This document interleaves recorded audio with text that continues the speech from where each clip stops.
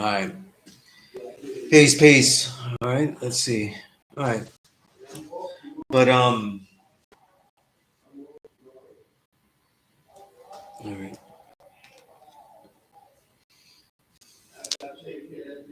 Yeah, just so I don't forget, I'll remind you again though. But this class comes with a lot of materials. You know what I'm saying? So I give away a lot of materials, um, books, a lot of books, digital books, obviously.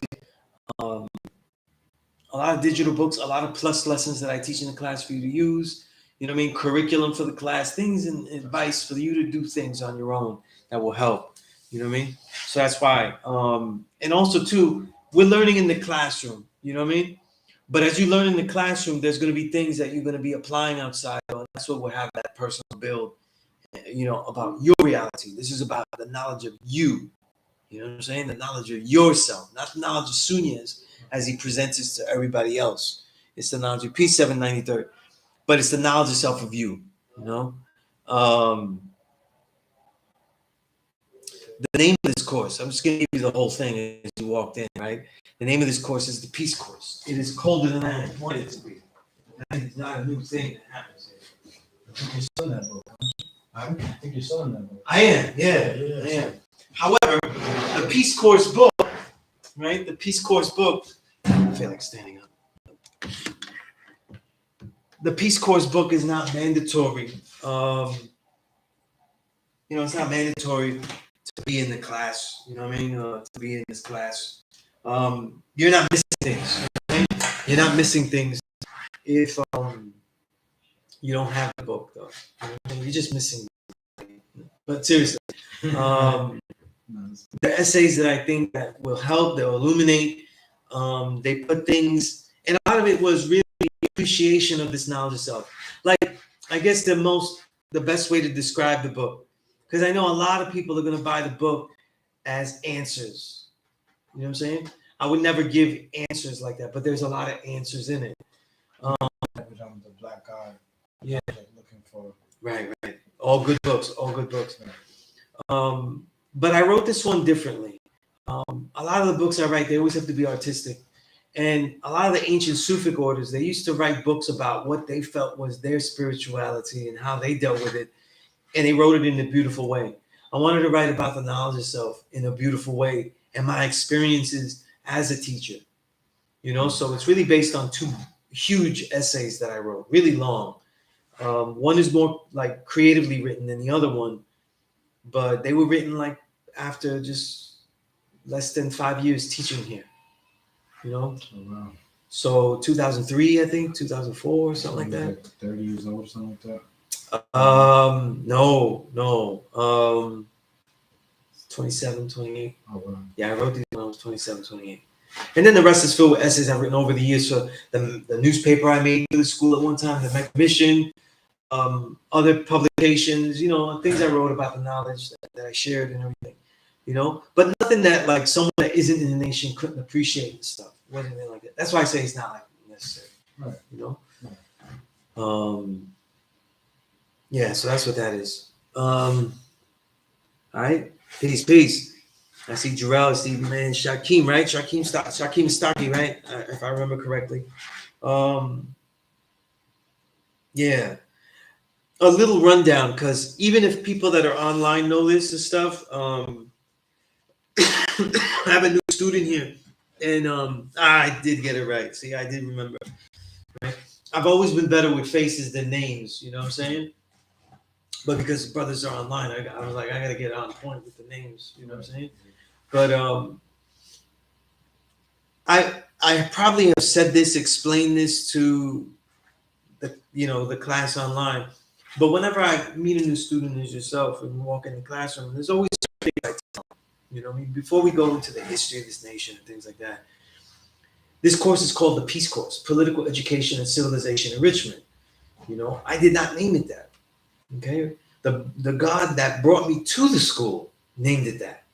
You know, that's my day one, day son. You know, and the God day son knew that I would teach it, and so we were and still are two revolutionaries writing. You know what I'm saying? And we wanted to make a course that was a lot like the militant classes, you know what I'm saying? The revolutionary classes, but a civilization classes, what your classes are called here, right? And to make it special to that effect. And so I started teaching it though. In 2000, April of 2000 is when I started teaching it. Right? It is, right? Yeah, I can't. 2000 was kind of like wow, to be honest. Yes, it was. Yeah, yes, it was. You know what I mean? So while I'm teaching, I'm also learning, you know, which was a very tough position to be in. But I was also taught how to do this, you know, and perfected it over the years. So it was like, as I go, I learn. And what do we teach here? Allah School of Mecca is the first school of the 5% Nation of Gods and Earths, right? It's the first school because it was given to us by Mayor John Lindsay, right? So this actual property, the building and the land surrounding it, though, it's all owned by us. You know what I mean? A lot of people don't know that. You know what I'm saying? You know what I mean? And it shows how much Allah the Father was part of the community, right? And so now that I'm diving into that history, though, I'll make it full circle instead, right? This is always a jazz club here when I teach. You know what I mean? I always sing the song differently, you know? And that's one of the things about pedagogy, you know, it's the science of teaching. You sing your song different, you know what I mean? It gets boring to the student, to the person. So in a classroom like this, Savior Knowledge taught me this, right? And he was one of my teachers that taught me how to teach it. He said, not everyone is going to be at the same level, right? So how do I teach the person that knows what you don't know, that I'm sharing with you, but knows it already? How do I teach him something at the same time I'm teaching something that he already knows to you that don't know it yet? It's the way that I teach it. So he would get a notice about the style of teaching. How I'm getting it across to you is different than the way I was getting it across to him. You know what I mean? These things matter. You know what I mean? Because a lot of times, though, we don't take notice of how we share. And remember, we were talking about like how we'll spend our time and relate our time. A lot of times, most of the time, I would say that a lot of time is never really better than the quality time, right? Of course, I'm biased to that point because I'm a father that has to take care of his kids every other week. You know what I'm saying? So I've been forced to make that opinion a real understanding. You know what I'm saying? Or situation. But it's in the quality. Brothers don't have time and they don't want to know shit about this knowledge.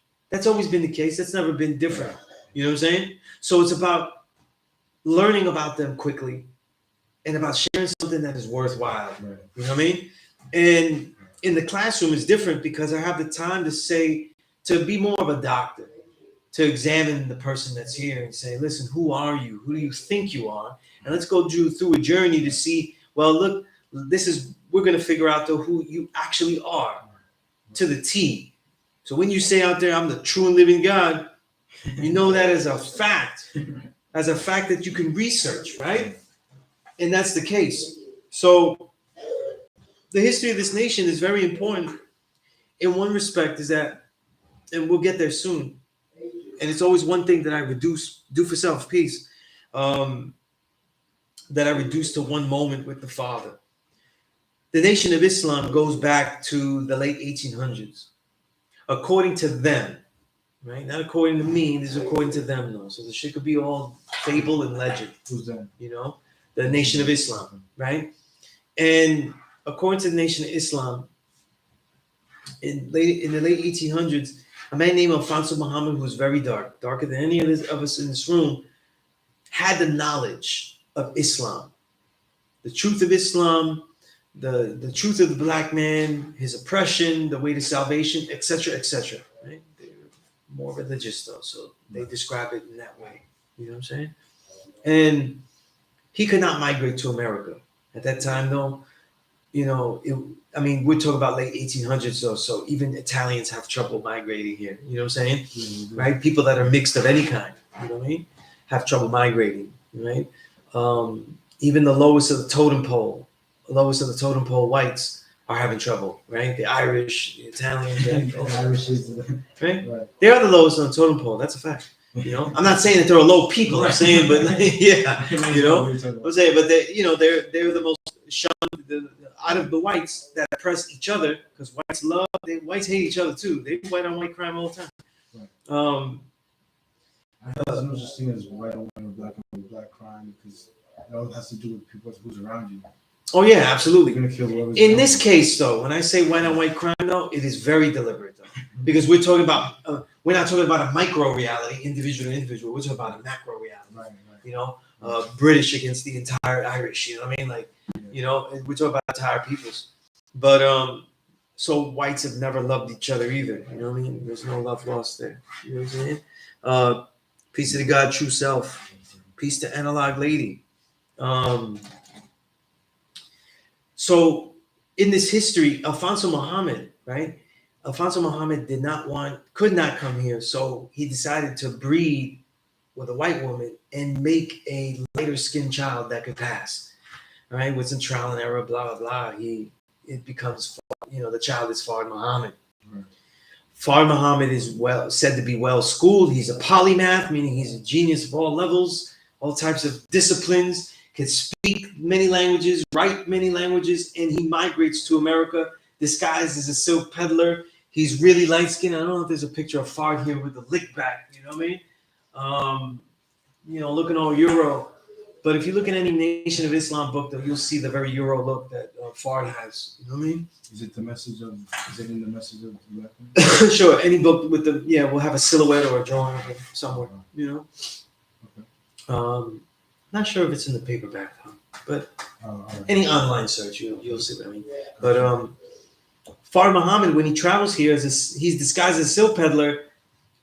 Black people know him, that he's black, but he still passes, and he starts to teach the truth of Islam, the reality of Islam, the reality of Christianity, and he's building his followers. Fast forward to his greatest student that he decides to teach to start a nation and be his messenger is Elijah Poole. This is where the history becomes less fableized and we could find that real person.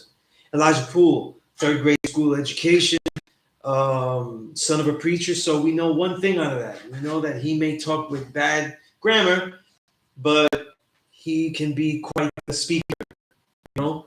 And he is personally groomed by Fard, to the disgruntlement of everyone else that is under those teachings, to be the messenger of Allah, who came in the person of Master Fard Muhammad.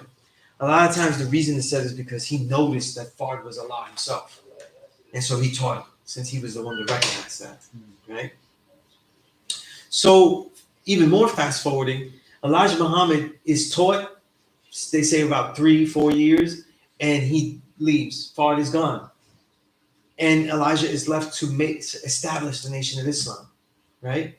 He does. He succeeds, right? He makes chapters. He succeeds everywhere, and he sets up the Nation of Islam with chapters everywhere. These mosques are everywhere, and he is the messenger of Allah who came in the person of Master Fard Muhammad, and that's what makes their Islam different than any other Orthodox sect, because in any of the traditional forms of Islam, Sunni, right, all of those. Right. Allah is undescribable, unnameable, and he's mysterious. Cannot be described in any kind of way. You know what I mean? I think that's like the best part. Is like they don't even try to put a face to it. It's like, I think I read the first page of the Quran. It was like don't think you can, even name. It's like untouchable type of thing. Right, and that's what religion is, though. It tells you a rule, and usually that rule is telling you not to think. Right? It's a wonderful religion. You know what I mean? I hope the sarcasm is bleeding out of me, right? But once we continue with this, right? Elijah Muhammad, we fast forward, he gets mosques, he's very successful. One of the students that becomes part of the Nation of Islam is a man by the name of Clarence Smith, right? He comes back from the Korean War, right? Well decorated, very well decorated. I've seen the medals. There's about 8 medals. Yeah, he's just got everything, right? And he was well decorated for the Korean War, and his wife happens to be part of the Nation of Islam. So while he was away, she became part of that, right? Better than a lot of things that women could become, while you were away. You know what I mean? And he agrees with it. He becomes part of it, but because of his training, he becomes part of the fruit of Islam, the military training of men in that sector. You know what I mean? And What's the difference? they're more military minded. The teachings they have, they memorize them, a lot of them, and they're the security of the nation. You know what I'm saying? Okay. Yeah. So that's the difference. So that's what Islam is. You know, it's interesting because when we talk about fruit, that's the God, we're talking about the babies. We're not talking about Right. just the protectors. But that's peace. That's what it is, right? As he was there, though, he does things differently. He's not really embedded. See, the Nation of Islam, though, is a structure where you're embedded into the structure. You don't need the outside world. You're supposed to live in there. You're part of it, though. You educated, though. You're in there. And a lot, when he became part of the Nation of Islam, he becomes the 13th Clarence. So thus, the Clarence 13X. When he was in there, though, he didn't really become part of the nation in that way, in that embedded way that is traditional. He's still out in the street. He's still hanging out. He's still doing his thing, right? So when people ask him like, what is being taught, he tells them exactly what it says. He starts telling people that they're the God, right? That is not what's taught there. They teach you to go to the mosque and learn. And the difference in the teaching of the Nation of Islam is that they teach that you are a Muslim. Their definition of Muslim, not the definition of the Orthodox Muslims or the dictionary or the etymology of Muslim, which means peace. Elijah Muhammad's definition was Muslim is someone who submits to the will of Allah, who came in the person of Fard Muhammad. So they're all seen as of the lineage of gods, Right. but they're not quite there yet. As Clarence 13X was in there, he thought differently. And eventually, it wasn't his drinking, smoking, gambling, or any of those other things he did, Right. but it was his disagreement with that led him to say, I'm going to leave because I see myself as Allah himself. Because the lesson says who is the original man. The original man is the Asiatic black man, the maker, the owner, the cream of the planet Earth, father of civilization, and God of the universe. So much so that he added father of civilization in it, right? Into that lesson. So he leaves, and now he's Allah. He says, I'm Allah, and he leaves the Nation of Islam. Okay? This is not as known as Malcolm X is leaving the nation, but probably more significant in many ways. Right? So around 1963 to 4, he leaves. And he starts teaching this in the street. Starts teaching people, and the more he teaches, the more he realizes that the children are the best part, the young. And he does something that when we look at historically, it's never been done. You may not know this, and we'll learn it though, and I'll show it to you. But most of the ancient teachings from original people, black, brown, yellow, right? Asian, African, ancient African, right? Hindu, Indian, Native American. There's teachings of all kinds though in the ancient times though that man is God, right? But it was never taught to children. It was taught to men that had to go through a long journey of development. And that development would bestow them the discipline and the right to learn the truth. See? But here's Allah teaching youth in the street. You know what I mean? He's teaching them right there. And when he teaches them right there, right, he starts to build up a nation of young youth. Fast forwarding, this is around 1964. And some of those youth that he focused on the most, he called his firstborn. Those major students that would be the tree to his lineage, like they would be the roots that would branch out and be those first 9 born, right? And of those first 9 born, they would teach, and then those 9 would be the first fruit, right? Not those 9. Those students of those students of those firstborn would be the first fruit. Right? And so on and so on, the tree grows. So any persons with knowledge of self in this nation will be able to tell their tree and how it goes back to the firstborn. if they really were able to learn it well, right? Sometimes they didn't get to learn it well and they kind of have to start over and do things of that nature. It depends, right? And that's okay too, right? That's okay too. Excuse me. So this is around 1964. Through the years that he's teaching, he becomes so successful with the youth, right? That he makes moves with the mayors. At the time, Mayor John Lindsay sends deputy mayors to all the neighborhoods that are in strife, meaning they most likely will get a riot sooner or later, right?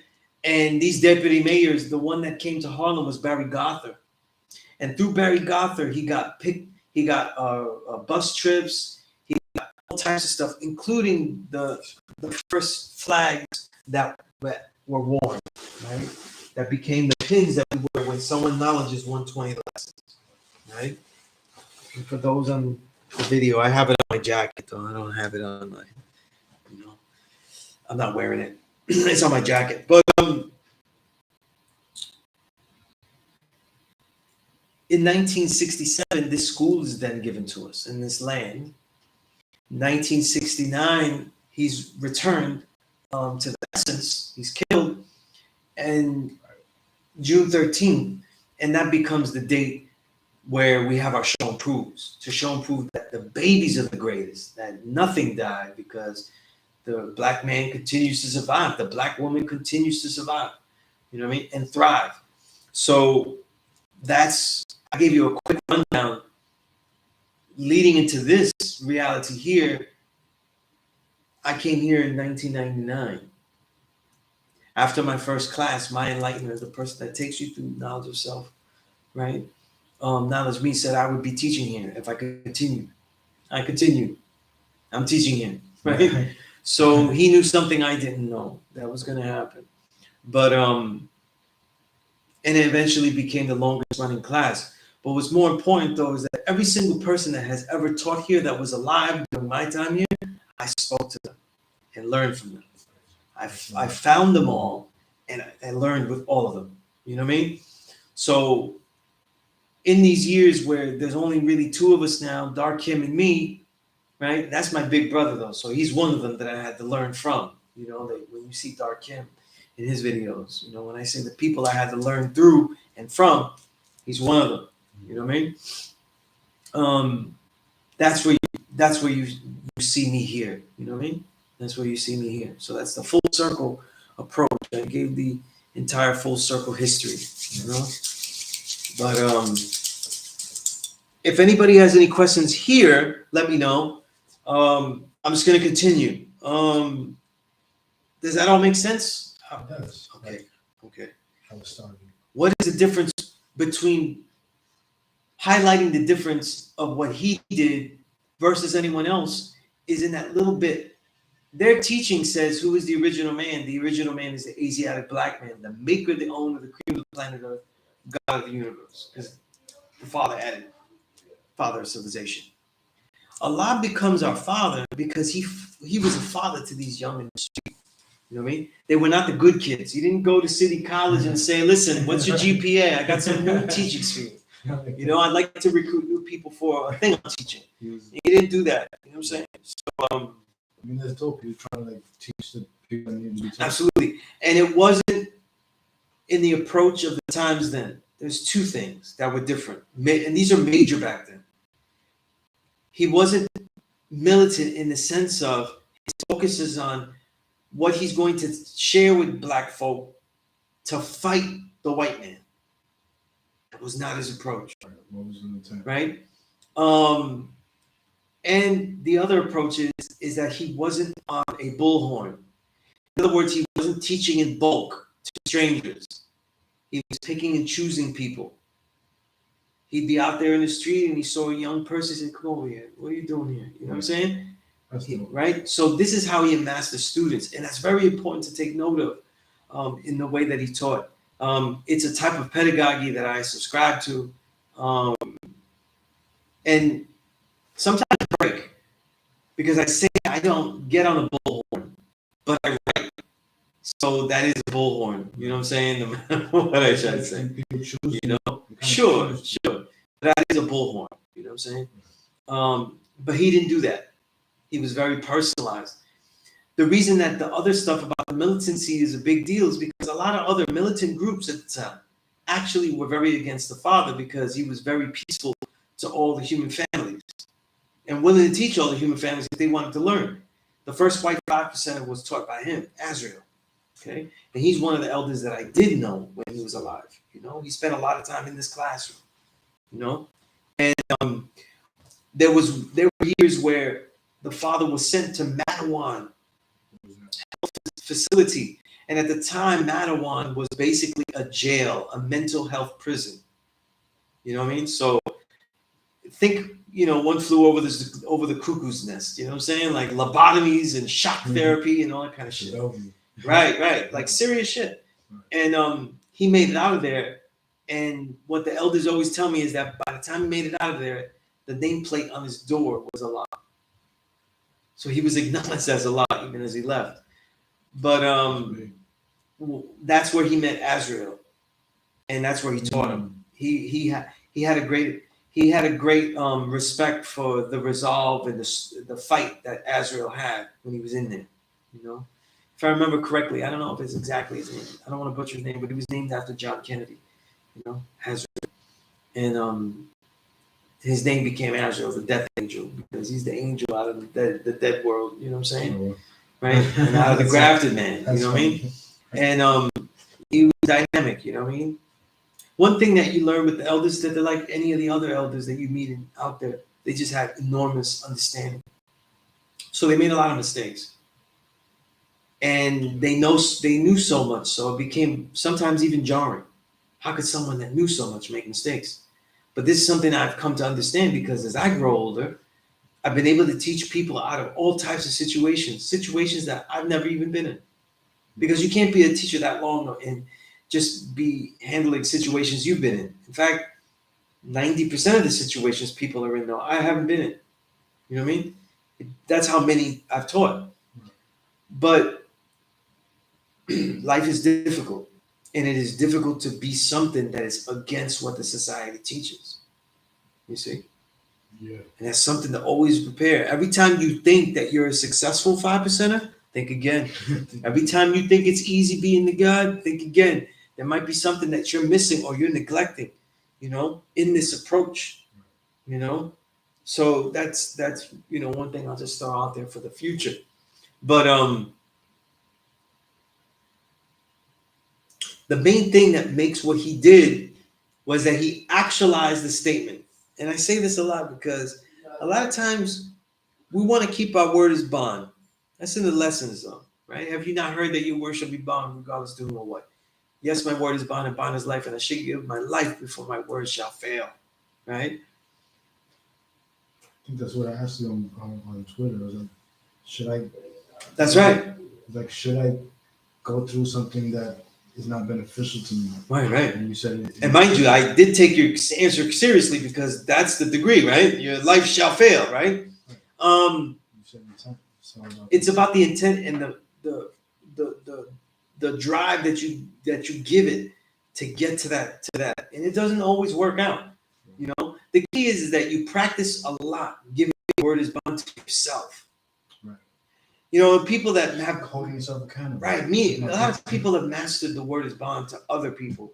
It's the word is bond to yourself. That's the real tough one. You know what I'm saying? That's the tough one. Right. Because you could always say, you know what, I'll just work out later. You know what I mean? Like, people see it's obvious that I train. So that means that I could, if I skip a day, I'm not going to get whacked all of a sudden. Right? But what happens if that becomes a trend? What happens if, my word is not bond, right? What happens if I actually say, yeah, I did train, but I didn't really train? You know what I'm saying? Right? Now I'm lying to myself. You know what I'm saying? Just because other people say, wow, it looks great, but I know what's going on. Right? There is no mystery God. So imagine if there is no mystery God. There is no mystery, meaning that the God that is outside of ourselves, though, doesn't exist.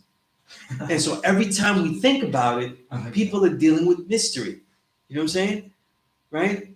And there's no mystery God. There's only the true and living God. You see? So that means that we have to change. Like one of the things about being God is that you change the entire language that you speak to yourself. The way that you speak to yourself, the way that you look at things. You know what I'm saying? If you mess up, it's not like, oh, you fucking up. It's, all right, let's get stronger. Let's do this, right? The way that we speak to ourselves is so important. You know what I'm saying? And remember the thing that you said you did that you didn't want to do, and right? It's how aware you are during those situations where you're in the middle of doing the wrong thing that tests the mettle of who you are, the mettle, the mettle of an individual. It's how you are responding and being aware at the moments where you're doing the wrong thing. You see? Because you cannot repair it though by just forgetting it though. You repair it by studying it though. Seeing that will not happen again. Because some things in life though cannot be repeated. You see what I'm saying? Right? I have children. You know what I'm saying? Right? Let's say like I have a moment here, right? I did this once and I spanked my daughter. Right? I felt like total shit. I was a piece of shit at that moment. You know what I'm saying? And it was something that goes against my principle. It's something that went against my principle so much that even at the age of 5, she could question me on it and say, "Why did you hit me? You never do that. You don't do that." Right? It's children of the greatest. They're the best part. You know what I'm saying? Right. So I had to just say, "Oh, no, forget about it. Don't worry about that. That was just one, you know?" Nah, man. I don't treat the child like they're just like an underdeveloped human. You see what I'm saying? So you come over to whatever. I answered her though, like if it was a grown man coming, yo, how you see this, Sunez? You know what you was doing was foul. Right. You did right. So I answered her, you know, and said, like, I made a real mistake here. I made a real mistake here. And if you let me, I'll show you that that's not going to happen again. And I gave her the reasoning of why I thought it was the only thing to do, but that wasn't good enough. That reason is not good enough. You know what I'm saying? Probably like look at you different afterwards. Sure. Like, wow. You know what I'm saying? But because I kept my word as bond and talked to her like a human, like my real flesh and blood, like a person that isn't just under my dominion, but someone that's going to be someone incredible on her own and do things. That to this day, now she's not 5 now, she's 9, right? She looks at me and always expects the best of me. See what I'm saying? And that shit is priceless, guys. That shit is real. You cannot get by that. You know what I'm saying? So this is what I'm talking about. The word is bond that you keep to yourself. You have to be aware of the situation and handle it. You know what I'm saying? It's not easy. Yeah. It's not easy though, right? There were 3 things to help with that I tell every student that comes to my classroom. And if I never see you again, which would be horrible because I know I'm going to hear you again. You know what I'm saying? Right? That's funny. Right? And I came to this because I taught so many. I wanted them to leave. Like some people aren't built for this. But I want them to learn something that they can use in their life. And the longer I taught here, I know who will or will not come back. I have a good percentage of that. I'm telling you, I don't want to say. I'm not gonna say, hey, Louis, come back. I'm just saying that when I do make my picks, I wish it was football because I'd be rich. So if it was one of those fantasy league shit, I'd be a great team. Woo, I know what you're talking about. I'd be on point. Bullshit too. I'd be on point with that. Now, absolutely, and it's just the experience, you know, the experience of dealing with the youth and everyone that's learning. Yeah. The first thing I tell people to remember, if they don't remember anything else, right, is that it's very rare the occasion that you decide that you will learn from someone or from something of your own volition, even at your age. You have done this many times, but it's such a struggle to get to a point where I feel like learning this, and this is exactly what I want to learn. A lot of times we're learning things with all that we have to choose from. and we feel like we haven't been able to choose from a large pile. I'm going to answer that in a minute. From a large array. Like, did I get to see, like, I know you chose that book, but like, let's say we sometimes choose books in a very small library.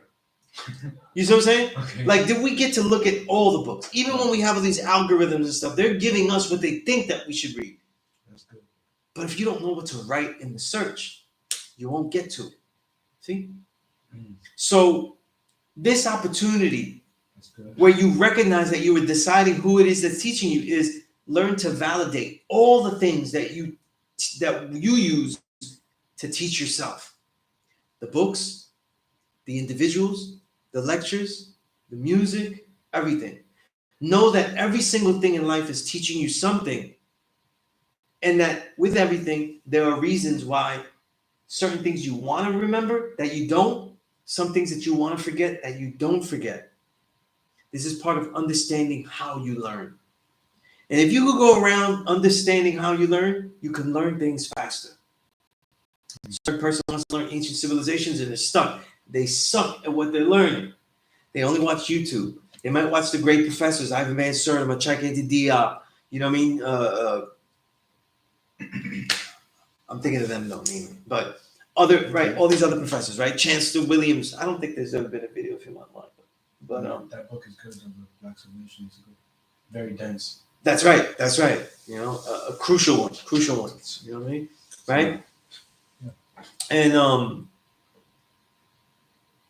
the one thing he's not doing, though, that person that's trying to learn about ancient civilizations, is they're not reading books. They don't want to read books. So now we figured that the actual way, the best way for them to learn that subject is through books. And they haven't engaged in that. So now if they're learning how to learn, they'll realize that they have to now do stuff to become a better reader. If they really, really want to learn that. You know what I'm saying? So this is what I mean by learning how to learn. One of the first ways is to try to validate who it is. Why is Sunez validated to teach you? Why am I validated? Why do you think I helped that validation? By giving you my history along with the entire history of this nation in a span of about 15 minutes. You know what I'm saying? I think that the words is right? So this is what validates. You see what I'm saying? And then when we're out there, when we're trying to do the knowledge, meaning extract knowledge from every place that we're at, though, validation is key. Because it doesn't mean you believe anyone if they're validated. It means that you'll be willing to say, he's validated. I validate him for such and such reason. I'm going to take what he said, and I'm going to take the time to see if it's true. If he's not validated, I don't even want to waste time with that. Now, it doesn't mean that if he's validated that you believe him. It means that you're willing to take the time to see if it's true, right? That's the first thing. The second thing is this. A student is only a great student if they're willing to be wrong about anything at any moment. So it means that your ego has to be shifted out of the way at any time. It's the hardest thing to do. You know what I'm saying? It's the hardest thing to do. You know what I'm saying? This is why, like, things that the elders say is always humbling. You came into my classroom, you told me your age, though I'm much older than you, right? But then he's, you know, I've known the guy forever. So he goes, I'm a baby, you know? Like when Papa Wu was alive, he would greet me as baby, my baby. I wasn't suckling at his breast, but you know, in this knowledge and experience and stuff, I was the baby. You know what I'm saying? And in many ways, though, the way he built me, he nurtured many things for me. You know what I'm saying? As like I was a baby, you know? And it's funny because I mentioned, it's interesting because we all have different ways. Freedom, Papa Wu, Freedom Allah, he did not really care for the classroom setting at all. He was very against that. You know what I'm saying? What was he for? Because he felt like it puts a status of indoctrination because I'm at the head of the thing. Now, as people go along, he never attacked me on that because he knew that I didn't teach that way. You know what I'm saying? I see. Right? You're sitting in a linear chairs, but the style of my teaching is very circular. I need to know about you before I go back to what I'm going to share with you. Mm-hmm. And whatever you get out of it, though, is I need that feedback to come back and give me this, right? See, and everything is everything is kung fu, right? That's good. But right, because kung fu is just circles. You know what I mean? Everything is a circle. Real quick lesson, right? Everything is a circle. Man gets punched. He thinks it hit him straight, but that punch wasn't made by a straight line. It was made by this, a circle that went this way. You see what I'm saying? Everything is a circle. You know what I mean? Every torch is a circle, right? Yeah. Right? So, once you validate the second thing, when I say that student thing, the second thing I would tell every student that ever came in here to remember if they forgot everything is spend your time developing your next question. In other words, putting your next question into words. You know what I mean? If you put it into words, it's now something your mind can continue to ask, and either put yourself in a situation to find the answer, or the person that can answer for you. It's working in your mind. Remember, thoughts travel, right? Thoughts travel whether you speak them or think them, and so, or they generate your entire body, right? Like James Allen said, man is the sum of all of his thoughts. See, I'm going to give you that book too. Man is the sum of all of his thoughts. So if you think negative, the negativity develops into that ugliness. You know what I'm saying? And the physical frame is affected, right? So spend time developing your next question. To develop your next question, you have to make sure that the building blocks of your question is actually true. So that means that everything that you think you know, you better make sure you know before you make the next question. A child cannot ask about multiplication if they don't know addition well enough. Their next question about multiplication is going to be wasteful, useless, and the right answer won't even help them. You can't even add. right? You see what I'm saying? So we're spending time making sure that, wait, is that really right? Okay, well then this is what I want to know. And sometimes with the knowledge of self, we don't realize that the knowledge of learning about ourselves is also learning about all of the other things that we don't know. Because when we learn this knowledge of self, we're knowing that we're the true and living God. This entire universe was created by our own thoughts. It is sustained by our thoughts and ever produced by our own thoughts. And so what happens is that now you're looking at the entire world and you're trying to find, now you have to find your place in that world. How do I coexist with all of this thing? Because the creator is inside his own creation, creating around his reality. See? We have created the creation that is around us. We did. And that's why it's larger than us. But it is not bigger than us. It is all built on thought. Right? And these teachings are not original to me. These go back all the way into the Kabbalion, which is the Greeks' writings of the ancient teachings of Kemet. Right? All is the mind, and mind is all. Everything is created by the mind, and thought is the only thing that can affect the universe. That's in the Kabbalion. That's deep. I didn't make that shit up. Right? So, how does one go about this daily is the third thing I tell people to remember. Right? I don't get old traditional European students, so I don't have to tell them to clean themselves. Right? What does that mean to clean himself? Right? To literally bathe. You know what I'm saying? Right? Bathe. But I do say that the third thing I tell everyone is to bathe yourself of belief. Right? Belief. Any type of belief. Meaning this, right? The universe is just as its creator. It is infinite. Our thought is infinite, and so the creation, the universe, is becoming infinite at every moment. Right? So that means that we're living in this world, and there's always things that we don't know, but that we are doing with some kind of logic to it, but not necessarily logic, right? So when I say bathe yourself in belief, look at that thing that you are doing that is very important, that is done with the most belief and the least amount of knowledge, right? For many people, and that's why the nation, when we build with the knowledge of self, we start with diet. Place I do not have to start with you, right?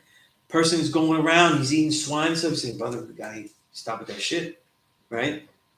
That's the first thing. The requisite. You're out here eating ham hocks. You're definitely not the true living. You know what I mean?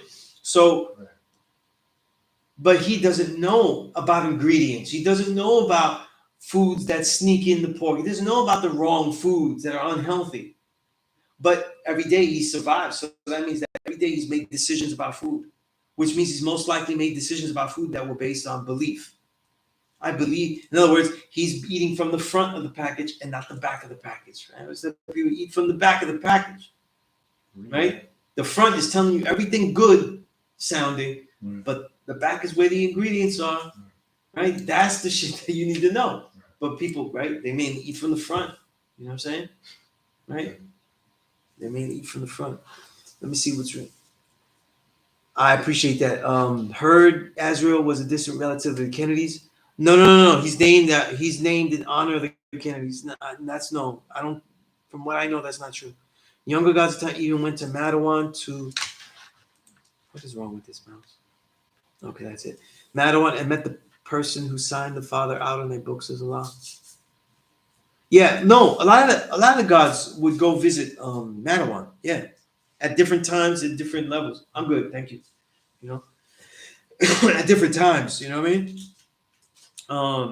But nah, he wasn't related to the Kennedys and stuff. You know? No. I could see where that could be confusing, though. You know? To get back to a question that they had. No. There's no questions here. Every time there's a student in the classroom, it gets quiet here. Okay? But y'all can ask your questions. I'm gonna answer.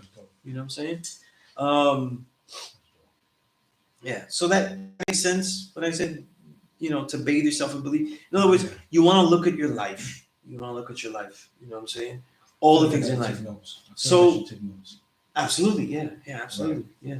And by the way, most of it obviously is going to be streamed and everything. But whenever you're in my classroom, feel free to take notes. If you're a person that likes to record, you can record it with a recorder, whatever you want to. Yeah. I stand by these words. Right? Yeah. Definitely should be taking notes. Yeah.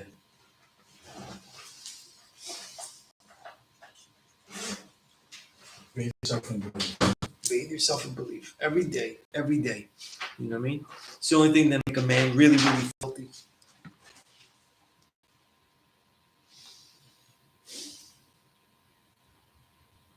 A lot of times you look at what you're doing. You see what you were relying on, right? Like I said, for some, it's the ingredients in their food, the ingredients in their products. You know what I'm saying? What's in their soap? Most soap is made out of animal fat. You know what I'm saying? Mm-hmm. And people are rubbing whale fat on their bodies and shit. You know what I mean? Right? And by the way, as a note, though, because a lot of people don't know this, soap works by fats. You know what I'm saying? Because the fat is attaching to the dirt and it's pulling it off. That's how soap works. You know what I mean? It's kind of gross. Yeah, it is kind of gross. Yeah, that's how it's working. And obviously the vegan soaps, they're working different, but they're mimicking that chemical reaction. But that's really how soaps work. You know what I mean? I use regular soap. I'm not gonna lie to you. Vegan soap, I should do this. Oh, absolutely. You know what I mean? Because the harsh chemicals in soap will affect your skin over time. You know what I mean? So you don't want to do it. And honestly, like you being vegan and stuff like that, always explore the health food store. Always explore the health food store and look at the ingredients, look at the things, because all the products that go on your face, skin creams, things like that, soaps, they're gonna have all types of chemicals, parabens, all the phthalates, all that kind of stuff. You know what I mean? Shampoos, especially, all of that kind of stuff. So you always want to do the knowledge. You know what I'm saying? You always want to do the knowledge. So like anything that would go on my skin, like I'll just use shea butter. Just shea butter by itself. My man Dr. Bronner's soap, because the gods got me into Dr. Bronner's soap. That's expensive. Now, if the big jar would be like 12, you know what I'm saying? 12 ounce? Nah, 32. You can get the 32 for 12. If you go to Trader Joe's or they'll have it there. You know what I'm saying? But it's gonna last you a long time. That's gonna last you a long time. You know what I mean? Honestly, that big thing. If you bathe like. We our people bathe differently though. We bathe regularly, you know what I'm saying? A lot, you know what I mean?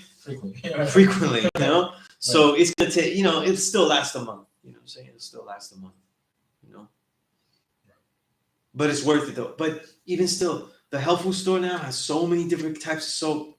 Now it's big business. They have all different types of soap, so you can find something. You know what I mean? There's no health food stores in Brownsville though. Right. No, listen. For that. All the years I've been vegan since 1996. That means that I was traveling everywhere. So when I used to live in P.E.A.C.E. P.E.A.C.E is the Bronx, and I was on 176 and around University Avenue. You know what I mean? And I would go all the way down to the health food store in Columbus Circle. You know what I'm saying? That's around there, 54th and 8th Street, 8th Avenue. You know what I mean? And Westerly. That was my favorite one. And I would just buy a whole bunch of stuff and carry that shit back home. After a while, if you can afford it, it's worth it. Right. And what you do is you get everything you can that is most healthy around you. But you try to get things, you try to make those trips to Trader Joe's to get the cheaper things. You know what I mean? Make those trips. Make them, you got to do the big compra. You know what I mean? You got to, right? Yeah. Right? Just like you get that wagon out. Like when you was kids, you have to go with wagon and you got to be bored in the supermarket. You know what I mean? With your mom. But it's worth it, though. It's worth it. You know what I mean? It's worth it. You'll see the difference and everything like that. You know what I mean? Yeah. Absolutely. You know? And even with the vegan diet, one of the biggest thing as far as the food is it's more commercial now, so it's more processed. Yeah, you know, mainstream. That's nice. Those like I said, those Beyond Burgers they got more bullshit in them than anything else. You know, more sodium than they need. You know, and I always this is my ingredient I like to tell people the most. The majority of these fake meats and stuff like that, they all have methylcellulose in them, and that's a laxative. You know what I mean? That's a laxative. Oh no, makes you do. Yeah, it's a laxative, makes you shit. So it means that all that protein that they say it's packed in there, that's not getting absorbed by the body. You know, that's a big misnomer. Like people say, look, I want to get muscular. I'm gonna have like 50 grams of protein in one shake. I know people like that. That's not how the body really works, though. So people get big, but they're really adding muscle on top of lots of fat. You know what I mean? Yeah. And that doesn't always work like that. You know what I mean? And then to work out more intensely, they get the pre-workout meals, which is a lot of garbage and mainly caffeine and shit like that, to get powered up. And it's just a crazy cycle of overloading the body. Right. You know, it overloads the body. You know what I'm saying? Honestly, I haven't. There's decent protein powders, and even when I use protein powders, I don't use the scoop that they say. You know, I take what I think I need, not what they say is a scoop. Because there's a lot of vegan protein powders that are good, but I haven't used. I haven't used them in years. I think the Vega, Vega's good. Vega's good. Yeah, Vega's good. You know, but I haven't used them in years, and I've actually added more muscle without them. You know what I mean? So, yeah. So that's not even a thing. What's it here? You got the tiny bottle of Bronner's. Yeah, that's right. Yeah, Bronner's. You know what I mean? A lot of nice scents and everything like that. But there's so many soaps. It's not like we're stuck with Bronner's if you don't like it. You know what I mean? But again, a whole bunch of soaps. Right. I'm still gonna use until I can't go to Dollar Tree anymore. I guess. Not for soap. Not for soap. No. That's going in your pores, so that's going inside you. You know, you don't want all those chemicals on a regular basis. And trust me, when you start using other things, you'll see the difference. See the difference. You know? Yeah. You got to work on inside first, but then you work on the outside in when you get ready. You know, and since you've been vegan for a while, you're definitely ready to get the outside in. You know what I'm saying? Yeah. The outside in. You know, read everything. You know, right. Everything when it comes to products everything is a jizza song. You got to read the labels. Right.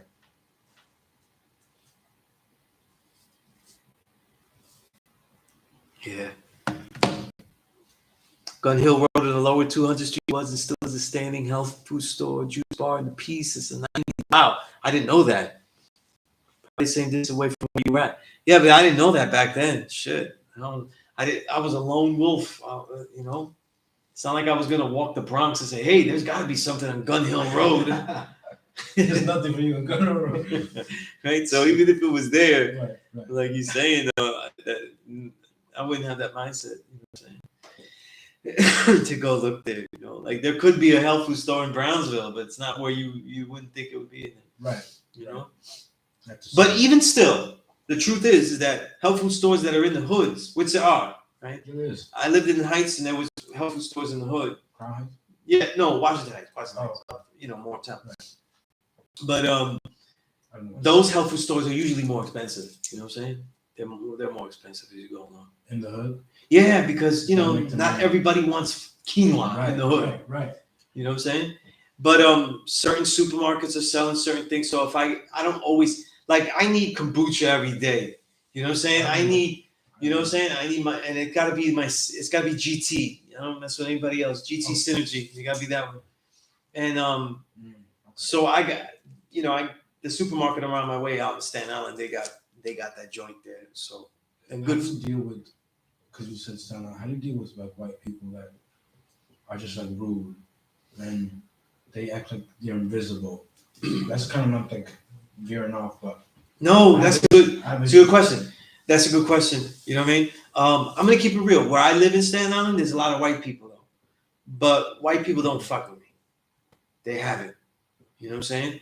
I train at Fort Wadsworth, and the police there, the Rangers, everybody, they know me, and I'm out there with weapons and everything. So I'm an original man wielding weapons in the park. You know what I'm saying? Which in any other park, you know, they would call somebody for that. You know what I'm saying? But so it's a different neighborhood though. This is not really like a neighborhood. They're white folk, but they're more used to us, and we're not that many of us. You know what I'm saying? So that happens. They adjust to you. You know what I'm saying? Even if you see them saying racist things, because they just can't help it though. They be saying things they don't even think is racist. It's like, you know, they just can't help it. Right. Yeah. Right. They don't know. They don't know when they say shit. You know what I mean? Yeah. It's kind of ingrained in like. Sure. You know, one thing is this: don't, you know, I would never give anybody power to make me react. In other words, this, right? Like we talk about the original man is like the sun. That's why my name is Sunez. Sunez Allah, right? Savior of the universe now shows and proves the equality of zigzag zig, right? But the black woman is the earth.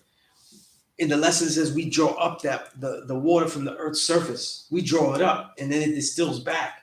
So we draw up. In other words, we show the earth its greatest aspects. We show the earth what it is. We cultivate the earth. We born life through the earth. You see what I'm saying? And so what that means is that we're not the ones that get drawn up. And even the earth shouldn't be drawn up though by anybody's emotions, right? Because if she's dealing with her God, that's who she should be dealing with in the mental. And what I mean by this is like, who's anybody to have the right to get you angry about something? Like we're always thinking like, yo, man, I got angry. It's like, yeah, you had the right to be angry. But angry is an emotion that attacks and depletes. Nobody has the right to make me angry and deplete my own energy. You see what I'm saying? They better be more careful with that. Right. So what I'm saying is like, the way that we respond to situations though also shows them that, yo, we don't have that level of you don't have that meaning and that value to me where what you're saying though is going to affect me, you know? Even if we respond to them, it has to be on that nature like that. You know what I mean? Right? They're not the ones to draw us up. You know, you're not going to draw me up. Right. You're not that important like that. Right. You know what I mean? Right? And it happens though, you know? Obviously, in the years I've been living in Staten Island, though, it's a different situation because if they were racist, though, are they gonna? They probably see me train. Yes. So nobody's gonna be like, "Hey, I don't like you." They're gonna, passive, right? yeah, it's just passive aggressive stuff. You know what I mean? But you gotta understand that that's the nature of this American culture. It's extremely passive aggressive. You know, like that's a trademark. You know, and I hate it. And I'll tell you something. Where I show, see.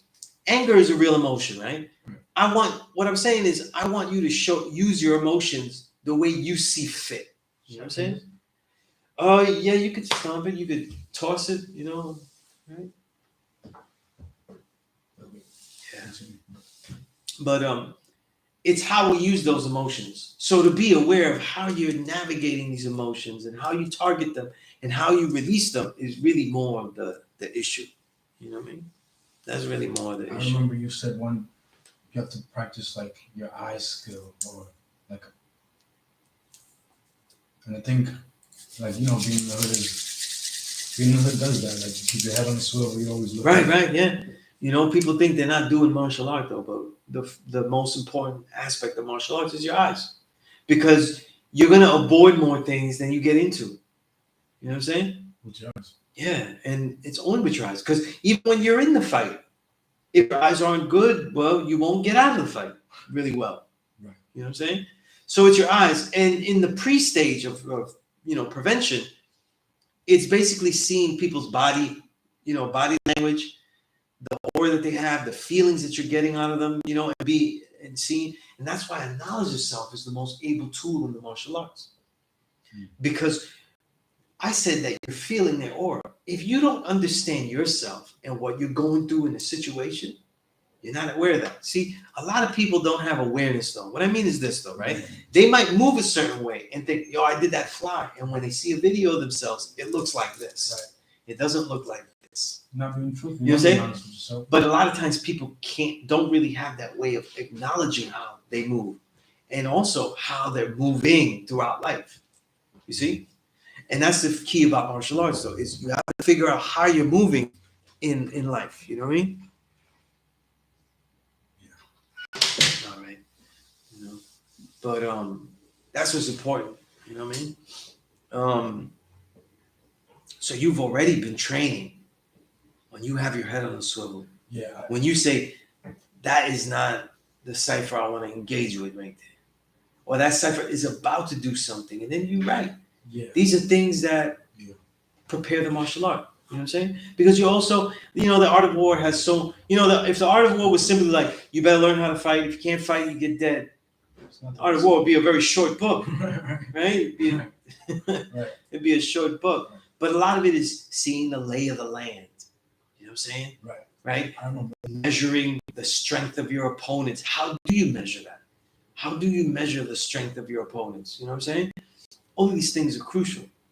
You know what I'm saying? All these things are crucial. And like when we're in situations though, right? You get into some fight, it's always a negative thing. Even if you win. Because you don't know where his allies are. Right? You don't know. You have to be, if you get into fights, you have to be very aware how long it takes. Right? Because you also have police coming. Right? Right? So it's real shit. there's so many aspects to the scenario. And that's why prevention of the entire situation is always the most able. I agree. The more I train, the less I fight. You know what I'm saying? It's like you are equipped, so it's like, the less I fight. So I feel things differently, guy. Right. So I know when people want to fight. You know what I'm saying? Right. And just out of courtesy, you know what I'm saying? And out of the love of my polo, I'm willing to don't break any of the polo. Advance that, because if I get into a fight now, I'm gonna be very upset. Right. I'm gonna be very upset. You know what I'm saying? Right. So I agree. it's important, right? You know what I'm saying? It's important. So you avoid certain things. You know what I mean? And that's because that's not being weak. You know what I'm saying? That's not being weak. That's being intelligent. You know what I'm saying? A lot of the martial arts, especially Chinese Kung Fu that I learned, is not based on war, meaning diving into war where you may never return. Right. It's based on protecting something, protecting a temple, right? And if you liken that to protecting your children, you know what I mean? Protecting the loved ones that are around you. Now you can't run, you fight in a cipher where there's a cipher that you're protecting around you. So the move is different. You see what I'm saying? So these are all things that are thought of. You're already practicing martial arts, though, once you think martially about possible situations, right? Is this something that could happen here? You're already in martial arts. And if not, though, you better hope you are. You better get quick in that. You know what I'm saying? That's really how it works. Yeah, absolutely. So In this knowledge of self, right, we learn supreme mathematics, supreme alphabet, and the 120 lessons. 120 lessons are 122, right, questions, answers, statements, broken up into select lessons that all combined into the 120 lessons. And there are two of them that are repeated questions. So we say 120. You know what I mean? The father called it 120 lessons. Um, You say father, you mean Clarence? Allah the Father, right? Allah the Father. And the lessons come from the nation of Islam, but certain words have been changed. Like I said, Father of the Universe was added to that first degree. Who is the original man? The original man is the Asiatic black man, the maker, the owner, the cream of the planet Earth, father of civilization, and God of the universe, right? Other degrees, he changed pronouns to be instead of they, we, right? We're referring to God, right? So these are important changes he makes, and these are things that someone that knows those lessons, which are arcane to anyone else, they think they might know what it means, but it's arcane. It's not something you would truly understand unless you learn it with someone that was taught it. You know, that's why the lineage is important. Now, the supreme math and alphabet does not come from the nation of Islam. That comes from Allah Himself. He created that. Went back and forth with a lot of the firstborns, some of the elders that left with him. There are elders in this nation that are not his firstborn, but actual brothers that left the nation of Islam agreeing with him. You know what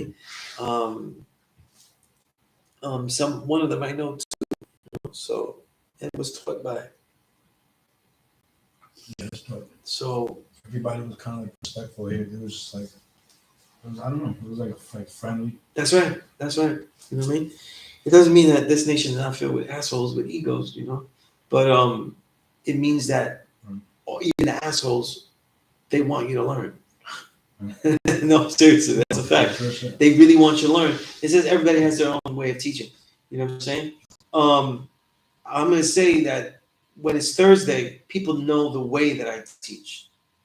It is truthfully more inviting than most people, right? Mm-hmm. So everybody that's out there on this day, they kind of have that vibe too, you know. But there's some great gods out there, so especially the ones out there right now. So I'm not surprised. When I first came here, it was a Saturday, and I never seen so many black men just studying for the sake of studying.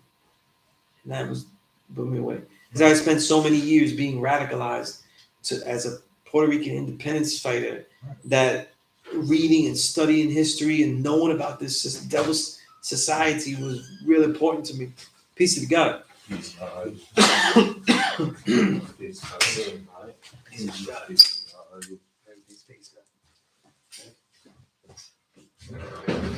On YouTube and shit. I wasn't that far. Right. So I'm like, yeah. To the school. That's peace, God. Yeah, that's peace. Yeah. I'll be here next week too. You know what I'm saying? Yeah. So some good things with my pop. So he's feeling better and everything like that. So some nice developments. You know what I'm saying? Still dealing with the shit, but he's feeling better. So. I could actually get here, so and not feel like, oh man, you know what I mean? Right. Because that's how I was feeling. But yeah. So I was giving him a brief history, going through that. I was tuned in, right until I called. Okay. Oh shit, he got the school line, brother. Yeah. So the father, when he made supreme mathematics, so he really went back and forth with a lot of the firstborn too. You know what I mean? Pitching it at them, throwing it at them, see what they thought, you know what I'm saying? And including, I said, like the elders that left the nation of Islam with him, you know what I'm saying? The god Hashim was one of them, you know?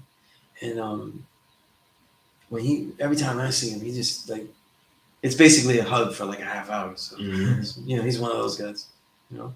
But he left. And he agreed, so he left the nation of Islam with the father. You know what I mean? There's others that aren't here with us, not like Abu Shahid and others. They left. They were also the ones who left. When we talk about the mathematics, though, that really is the centerpiece of everything that we learn. It isn't 120 lessons. It's the centerpiece is mathematics, right? Supreme mathematics. The what and how does the original man do? The nature of the creator, right? The reality of the law and order of the universe. And that's why I said before, when you go back and see things mathematically, how did you do the knowledge to this? How did you learn about this? What are the original idea that became this, that was then used to reveal some type of deeper purpose to it, all happening here in the mind? And then how did that become part of your culture that you exuded to the outside world, that had power, that became a way of realizing a new equality, a proper position, a better position for the things that we are doing, because you've changed the world. And with that, you've revealed yourself, right? You've reaffirmed yourself in this rejuvenative process. True and living God, right? 7. And then you've done what? You've actually changed the reality around you. You've built something. It no longer was the same before that idea was manifested through mathematics you had. And now you've born something. You've brought something to an elevated fulfillment. That's supreme mathematics, though. Did that shit in 1 minute, right? It was about 1 minute, right? You call it your simple mathematics breakdown or your Sunez breakdown. I'll be like, listen, man, this is some heavy shit. How you broke it down? You think you did it simple? But I'm like, yo. Right. No, I did it now in 1 minute. It's like a New York minute, though. I did it in New York minute. I mean, even with that, yeah, though, it's heavy as fuck. It's heavy as fuck. You know what I mean? But when I do plus lessons, I try not to have people just regurgitate it. And so I write it concentrated. I want it to be something you.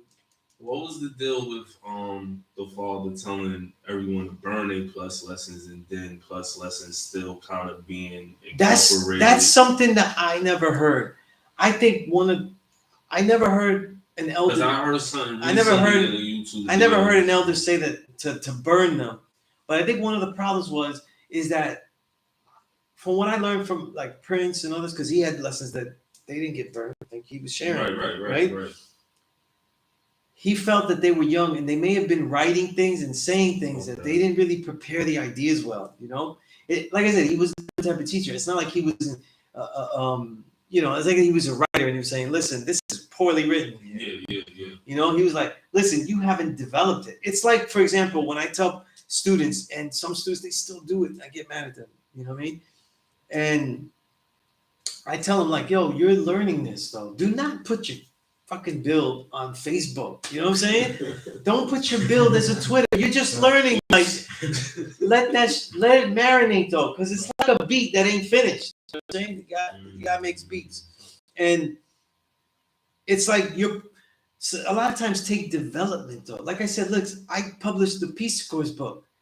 It's based on 2 essays I wrote in 2003 and 4. You know what I'm saying? I let shit cook. Right. I let this shit marinate. You know what I'm saying? I lived with it. So I can show you, like, listen, I said that this happened. Like when you read The Blackest Pedagogy, the second essay, that's basically what I was good. I was basically creatively telling you what my life would be as a teacher.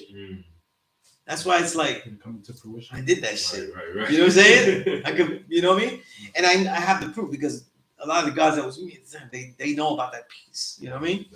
But the thing is that I let certain ideas, like, they gotta marinate, they gotta like simmer with you, you gotta live it. And I think the father was realizing they were writing plus lessons that were very definitive, but they were so young, they hadn't lived life yet.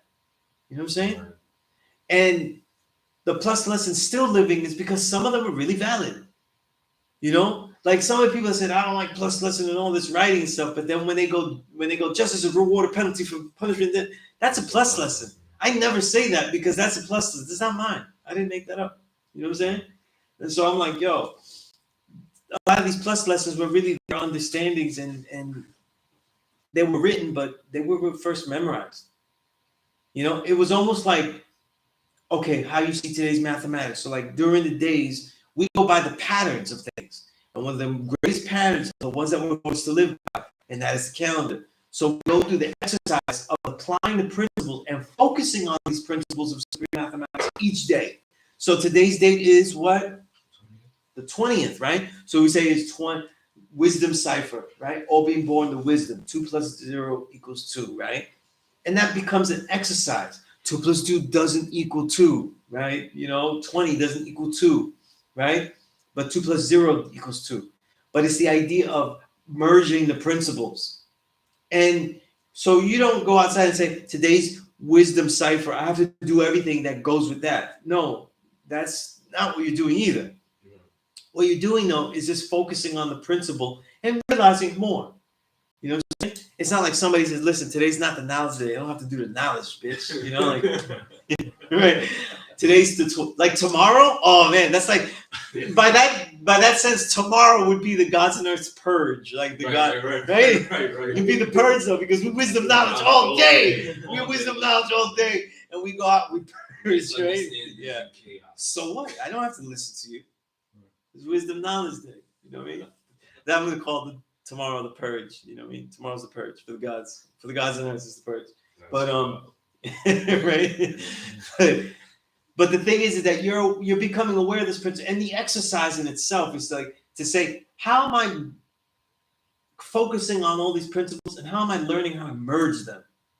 Because none of these principles are actually in play in real life separately. They're never in play separately. They're only in play when you focus on things separately, when you decide to use them separately. You know what I'm saying? Right? Nobody opens a door and says, knowledge, door, right? Wisdom. It turns and understanding. I know that if I turn it, I will be able to go in. And now I live in culture and I go through the door. Man, the God would never arrive. He'd still be at the door going 1, 2, 3. It'd be more of an obsessive compulsive disorder, right? If he was doing it like that. It's when we look back on how we did things. You know what I'm saying? And how we planned for the things that we will do. That history, right? That we're writing in advance. You know what I mean? But it doesn't work the other way. But focusing on those principles is the key to supreme mathematics. You know what I mean? So you have to understand that process as a process of creation, linearly, 1 through 9 and 0, as I said that. But you're also understanding as like, how do these principles merge? Because what makes the true and living God a man of honor, respect, the true and living God is not someone that lords over the world. The true and living God is someone that understands the world, and so he is responsible for it. You see? It's a difference. And that's why a lot of people leave when they find that out. You know what I mean? A lot of the religions that permeate through Mecca, because this is the place where everybody pitches their religion. You know what I'm saying? Right? When they bring their religions here, or they pitch them here, the idea is, how can we uplift the black peoples by showing them how great they are and having them that self-esteem continue to resonate and duplicate itself? You see what I'm saying? And what you do is you basically make things of ego and grandeur. You know what I mean? And the truth is that this teaching lasts that way too. People find out the white man is a devil. They agree. These pigs harass me. White man is a devil. They make laws I hate. You know what I'm saying? I went to jail, or I went to jail for a law that I hate. You know what I'm saying? Or whatever situation it is, right? But that's not really the case. You know what I'm saying? When it comes down to it, though, it's what? It's who we actually are, what we actually are as a real science. You see? So the lifestyle of the 5%er is not in religion. The lifestyle of the 5%er is in continuing to learn why these statements continue to be true. Because the reason that they're in these lessons in this way is because that they're special statements, though, that are able to be unpacked throughout a lifetime and lifetimes of individuals, as we see as generations go on and on. You see? Because this is about the knowledge self that can always be unpacked. It'll be unpacked forever. You know what I'm saying? You'll come to realizations like, I know why the black man is God, but I know why I'm the true and living God, and why I've seen this in this moment, why I chose this reality here, and why I'm existing in this fashion. It only gets deeper. You know what I'm saying? It only gets deeper the more that you use it. You see? The more that you use it. And it is not a spell. You know what I'm saying? Today's math is wisdom cipher. So that means that my wisdom in the cipher will automatically promote wisdom everywhere. You know what I mean? Like people say it like a fucking spell. It's not a spell book. You know what I'm saying? Because if it was like that, I've been doing this a long time. I expect to like put the finger in the air and just like He-Man shit, like, you know, get power and shit, right? And be that it doesn't work that way, you know. But some people still talk about it like that, you know. Shit is corny to me. So putting it on Twitter, because I see a lot of people put it on Twitter. A lot of people put it on Twitter. Some of them have had it for a long time, and I'm okay with that. You know what I'm saying? And that's fine. They're teaching in different ciphers. But if you're a new student and stuff, let shit simmer. Learn that your understanding is something to take slowly. Like, for example, right? If you're building on the mathematics in your journal, I always advocate people write a journal. You'll see when I give you a curriculum digitally and I email it to you, right? Or if people advocate that they have a journal, well, in the months that come, right, there's a 20th day every single month of the year. So 12 times there'll be a day. How about going a whole year where every 20th day you build on those principles like that, right? I would hope that after the 12th time you did it, then maybe you have something that you could probably pitch out there that would be worthwhile. But people pitch things. One of the things that makes the environment awkward in there is because people want to rant in the random universe. They just throw out a rant. Throw out something that they think ought to be. You see what I'm saying? But that's not how we teach, though. See?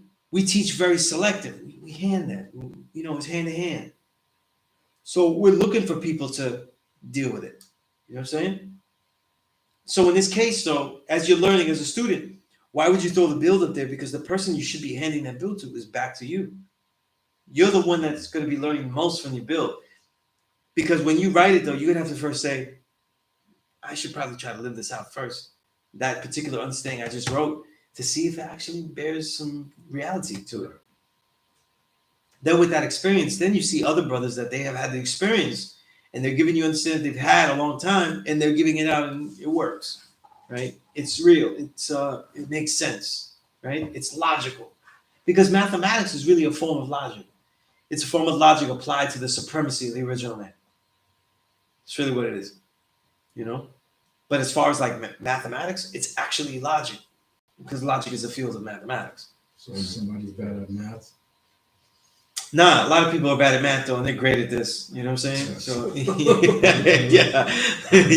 that's not a prerequisite. You know, there are gods. You know, I always think there are gods that they don't like the idea of boning the math and things like that, and their argument is actually because they want this nation to have more mathematical minds. You know what I'm saying?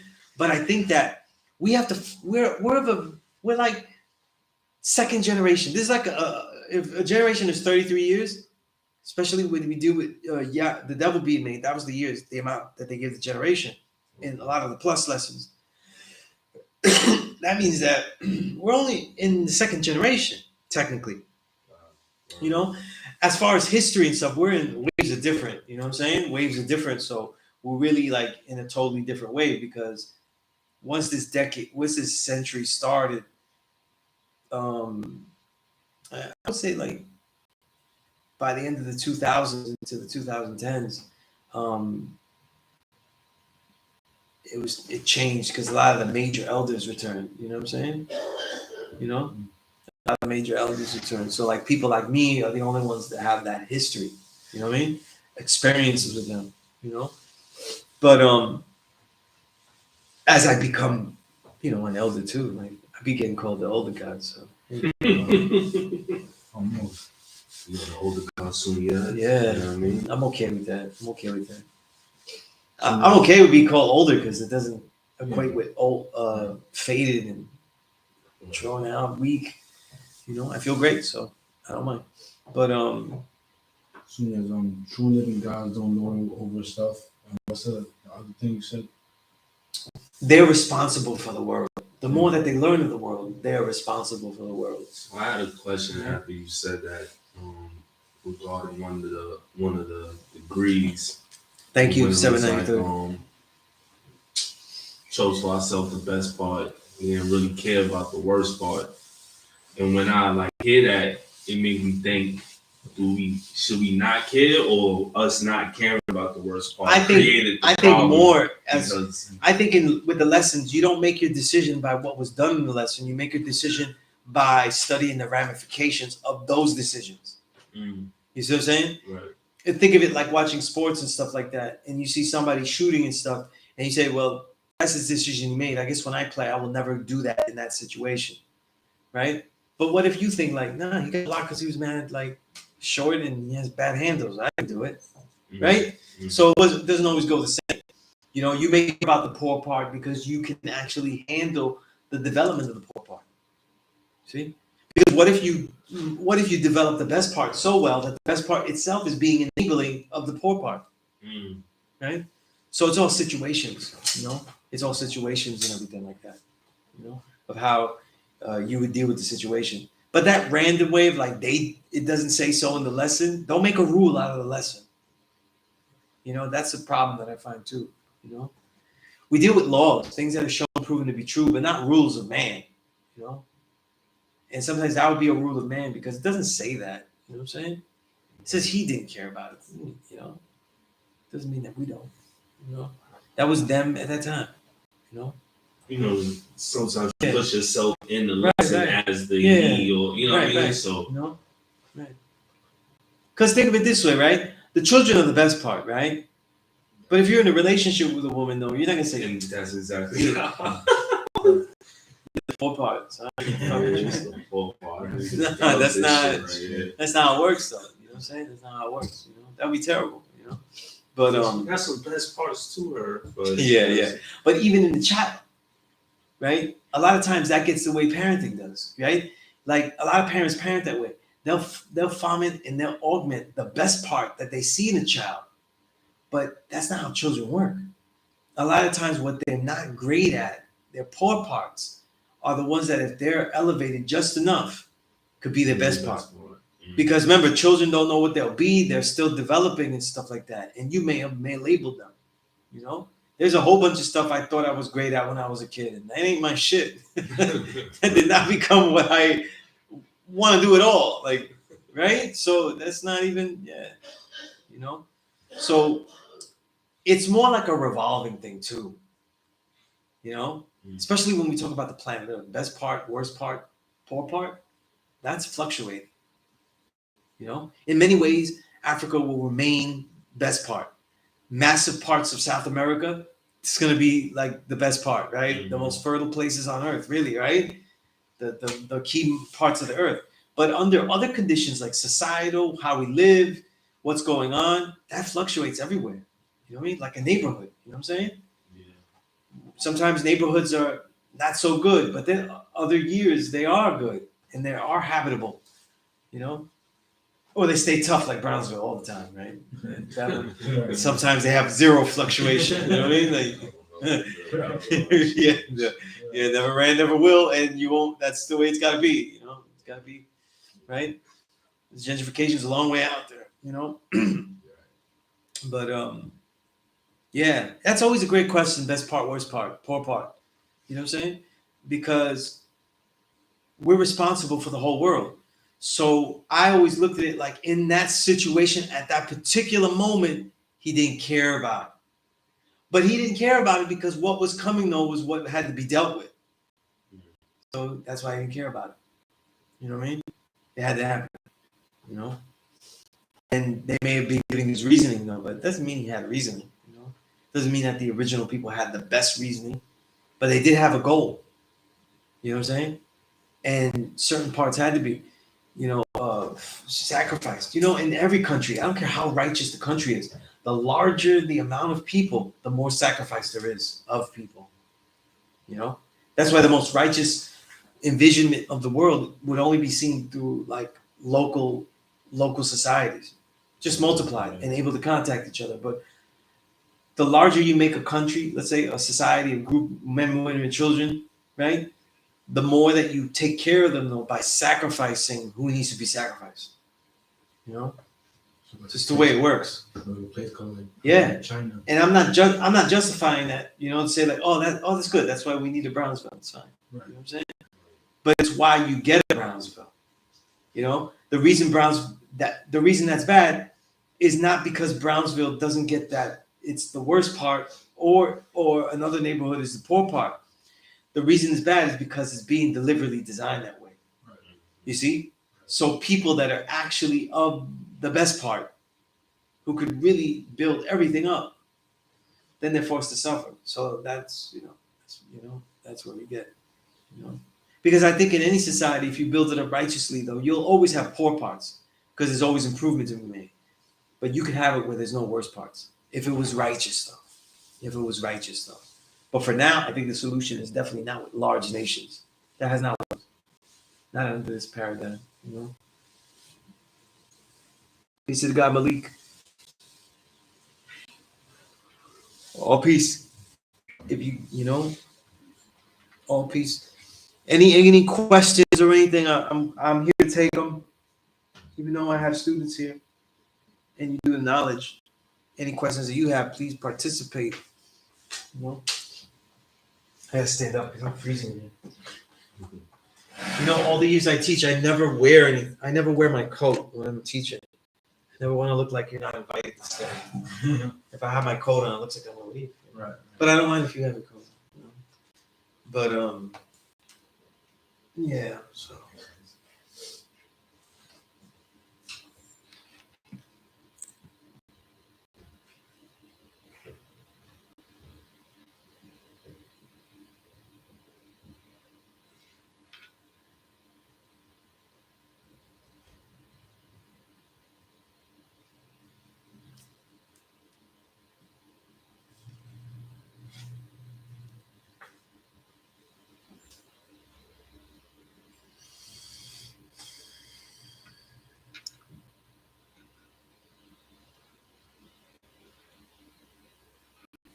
All right.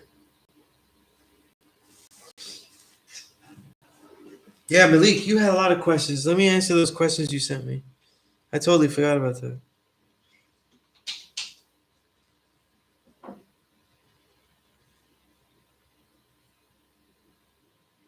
And peace, Malik, though, for supporting my book and everything.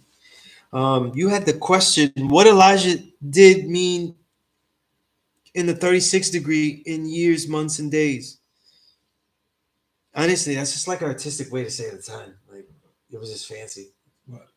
In the degree. Yeah. Oh, wow. Yeah, it's just a fancy way of breaking it down. Like, somebody was really bugging when they wrote that degree. And it expired 1914. That like, it's always been excuses why it hasn't expired yet. Like, I don't think that people understand what it means expired. Like food expires though, but it's still there. Right. You know what I'm saying? It's just not food. Right. This civilization is expired though, even though it's still here. It's just rotting. Like it's rotting. So if you look at it like that, Yo, so what about, I guess, Fard that Elijah saw when he presented this information that made him feel like, okay, he's qualified? What Fard saw in Elijah? No. What? Because like I'm like imagining, okay, I'm Fard and I come up to you like, hey, these is all these lessons, this. I would then, if I was you, be like, where you get all this information from and who are you? I think to know all this stuff. You know what I mean? So it's like, what made Fard qualified? I don't want to speak for Elijah. He's staring at me right now. Elijah. Yeah. He's like, this motherfucker has his back turned to me. He's talking shit about me. Right. No, I think. Yeah, like what's Fard's qualifications? That's a better. Right. But let's not forget though that what was told about Fard was that he was a polymath.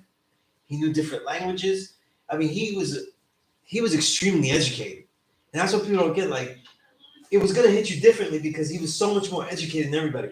What we can prove as a fact is that Elijah Muhammad, when he was Elijah Poole, he only had a third grade school education. Right. You know what I'm saying? And he was the son of a preacher. So he would be it would make sense that he would be he kind of would be blown away by a lot of like technical intelligence from anyone that would be part of the black race on that level. But also the fact that there's an evangelical quality to Fard Muhammad to teach so well like this, right? And to share this truth about Islam so well, that would appeal to him too because he's son of a preacher. So he was around sermons all day. And there's probably was a sharp contrast of seeing what he was getting from Fard that he never got from any other preacher, his father or anyone else. even though he's around Christianity his whole life. Because that's what that means. When you're a son of a preacher, you're around Christianity heavy your whole life. You know what I mean? Like that's what you see. You know, so that's why I think that he may have noticed things quicker. You know, he may have noticed like, wow, this guy is he's different. Right. He's got some knowledge that is, and he would have accepted that there was a spiritual knowledge, whereas other people are like, it's just, you know, look at the shit that's going on. I'm gonna deal with other religions. You know what I'm saying? Like, well, I'm sure throughout the history of the nation of Islam, that's what people say. Like, I'm not gonna, you know, I'm barely making it on my own with this shit religion here. I'm not gonna go to some other shit, right? And look how Elijah pitched it. He didn't pitch it by saying it's a scientific fact that the black man is God only. He was basically pitching it like, yo, the black man is God, and if you doubt me, then he didn't give like references, proofs, you know, the bones of Lucy in Africa, right? What did he say? He said, yo, if you could prove me wrong, I'll give you this, that. You know, but he didn't get any challenges. So in the evangelical way that he was teaching this truth, he's going to get a lot of students. He's going to get more followers, you know, because no one was challenging him. You know, no one was disagreeing with him. You know, he probably did more to just say it was hate speech and the hate that they produced, you know, shit like that. You know? But the end of civilization, 1914. To me, my understanding is that once it's established that the teaching says the black man is God and it's proliferating outwardly, in other words, it's shown to be that it's now going to be taught outwardly, then that's the end of it all. That fact will continue to multiply, duplicate, be passed on, you know, and it has. That's the truth. It has. You know what I mean? It has.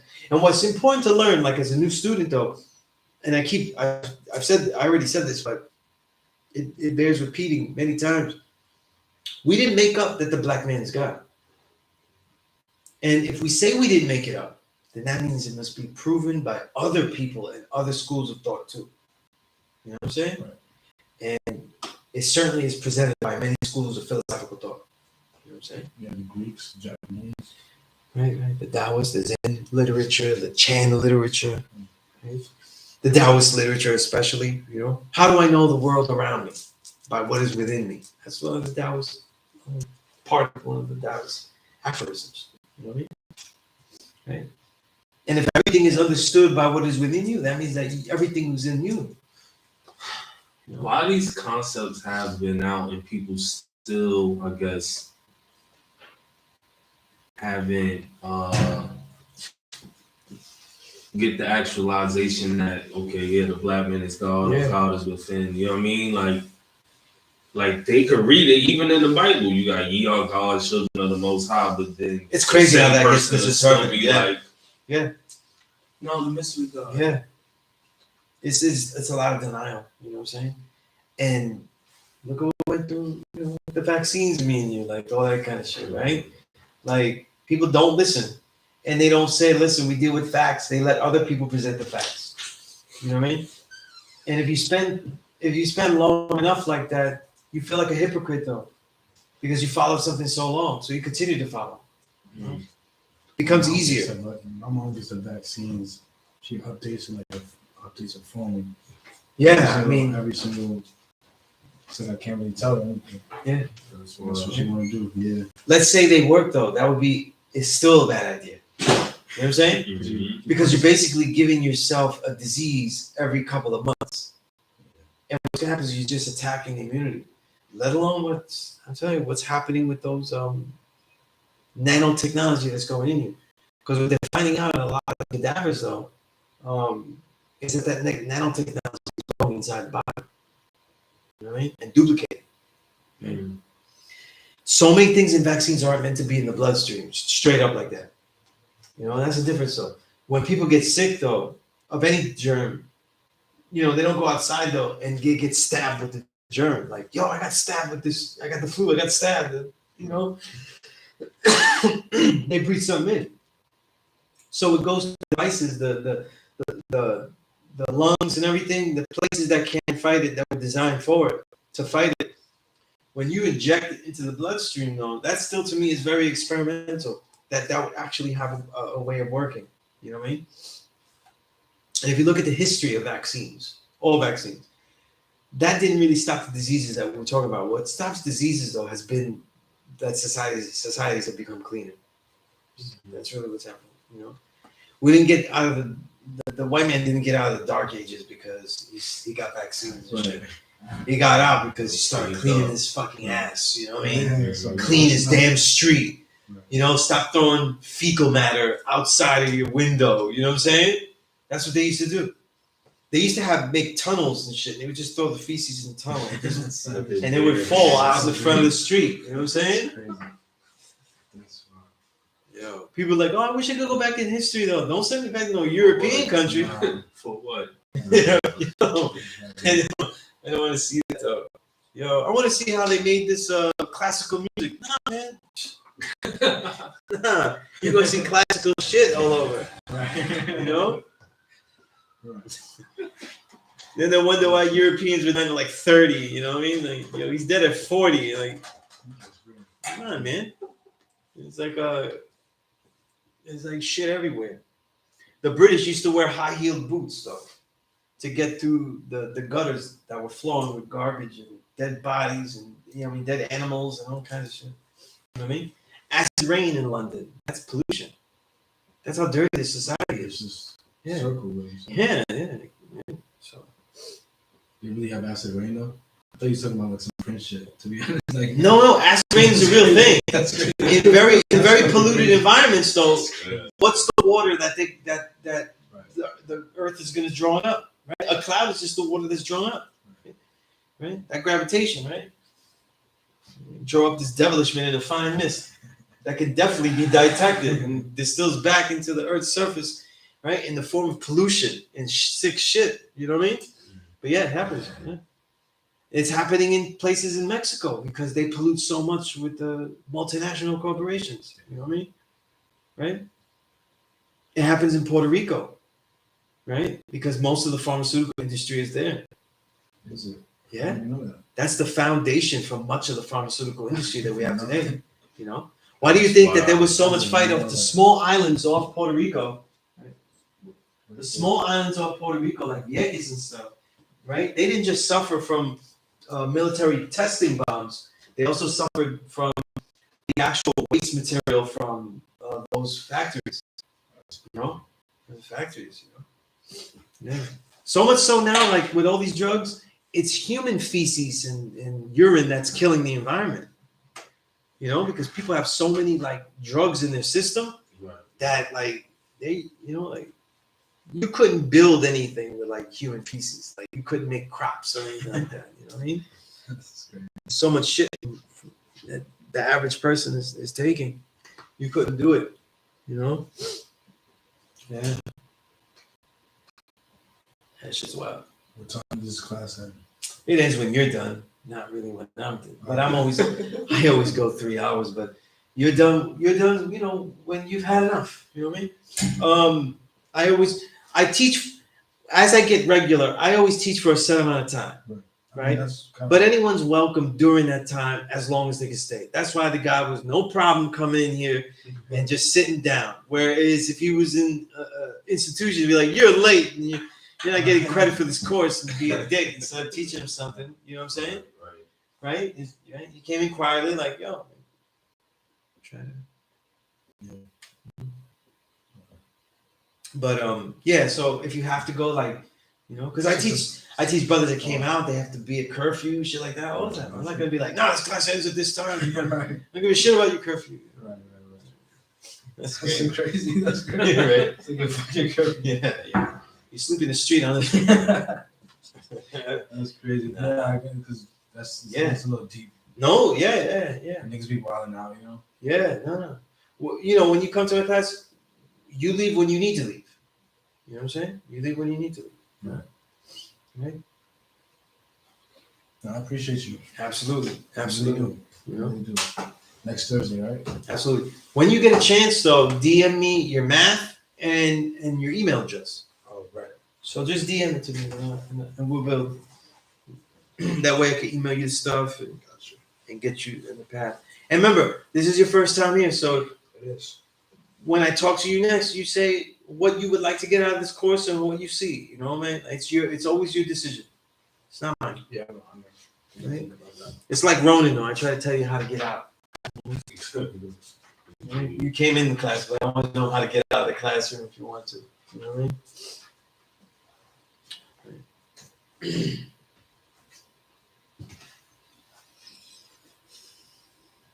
Yeah, what's up with the heat? We gotta get this shit popping. I'm trying to wear like 50 sweaters and shit. I have to wear my whole polo collection in one day. I think it's good to save money, though. What? I think it's good to save money, though. You know, like with the heat. Nah, none of mine wants. I want to get some shit. Nah. Save the money as soon as I leave, you know? Right. Yeah. Nah, it's a classroom though. You guys are sitting in here. You shouldn't be cold, you know. If I'm cold, you shouldn't be cold, you know. I think it's been too worse. I think people been through worse, though. You know, that's how I know. Oh yeah. I mean, teaching this though, obviously, I want it to be more and more inviting to the student. You know what I'm saying? As inviting as we can get. You know, that's what we try to do, right? We're trying to get the young, right? So that's what we do. No, I'm good. Okay. We gotta get like 5% public relations or something going on. Yeah. More inviting vibes. Yeah, there are some guys that they never were built to be at the door. Never. They was builders though, but not for that. Not for that. Right.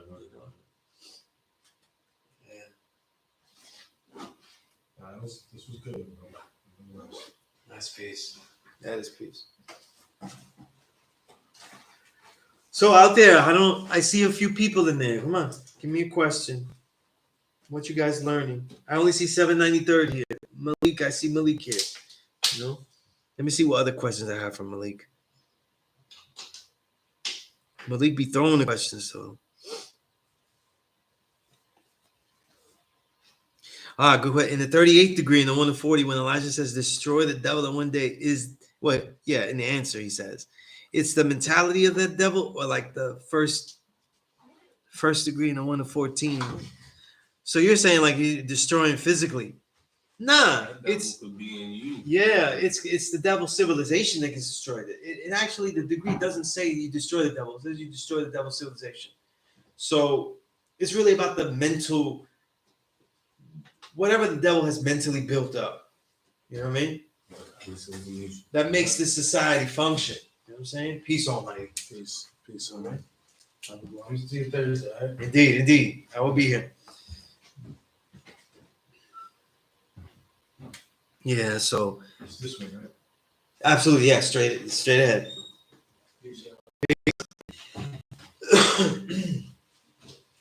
I've been in school in a while. I always like people's first experience in school.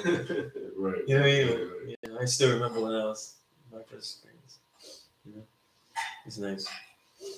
Should always remember that. I be telling people that, like, you know, you're gonna build with this. Remember when you was 85 or something, you know? First pulled out. Yeah. And hopefully, it would give people less of an ego if they remember when they was 85. Sometimes that doesn't, you know. You know, it's interesting. You know, maybe there's something to be said about that, because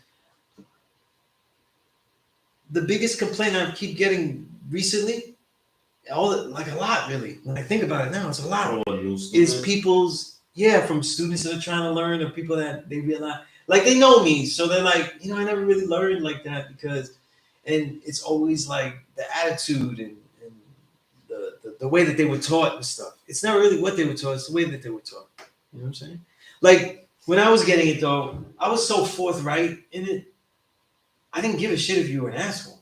And that's the thing. I didn't care. I was like, yo, like people are more in tune with their feelings and emotional intelligence in a sense. So now it's kind of like I don't want to get that type of vibe from someone. I get that from the women though, because women are dealing with a different harassment. They're dealing with different situations. I get that. I definitely get that. But with the brothers, I would like them to be a little bit more like, yo, Y'all know why I'm God? I need to know that shit. I don't give a fuck if you scream at me. Because I used to be here, and there were gods that in this nation that I know today that like my peers, they was yelled at all the time, guys. Like they was yelled at, but like even I would be like, man, I don't think I would take all that yelling. But at the same time, I was not getting that because I was a different type of student, and that's why it was unacceptable to me because. It'd be unacceptable to me to even have a teacher yell at me like that, but I wasn't doing what they was doing. You know what I'm saying? At the same time, if you really think about it, right? This is serious shit. This is warrior shit. This isn't like, oh yeah, you're God, right? And you make your own universe. Like, it's not fucking My Little Pony, like the magic, magic is friendship, and you found out you have magic, and now you could live a great, no. This is something that is repressed because knowing this knowledge of self means that there's a deliberate effort into not only, utilizing our mindset and our mind power by using this as tools and slaves, but that once we utilize it for ourselves, though, like this whole thing crumbles. Well, would you say that the inability of us as original people, in a sense, not necessarily knowing how to communicate in the healthiest way because of the double mentality and the shit that we've been through. Yeah, that's why part of the problem. That's why I say in the class, you always hear me. I always say like, part of this class is communication skills, how we deal with the 5, 10, and 85, because a lot of times we don't communicate well amongst ourselves as 5%. Even with what you said the other week about us not knowing the history of other original people and the degree regarding why they call us African and about the people of that continent straying away to jungle way of living and all that, which kind of create, I guess, somewhat a bias sometimes when we build on, West Africans. It's just other original people versus us in the wilderness of North America. I seen like C Allah building on that recently too on the YouTube page and was saying like, that degree kind of, you know what I mean? And it was like, I feel him on that. You know what I'm saying? So, wait, which degree again? It's in the 1 to 40, but what is it? I think it's the 17th degree or the 7th. Talking about why do they call out people African? No, that's the 1 to 14, the 7th degree and the 1 to 14. Yeah, right. I think that I never saw it that way. I think that if you read all of Elijah's books, then it'll make sense. But Elijah hated the stereotype that went along with that. You know what I'm saying? And he felt that not everything that Africa does is righteous. Like their culture or things like that. You know what I'm saying?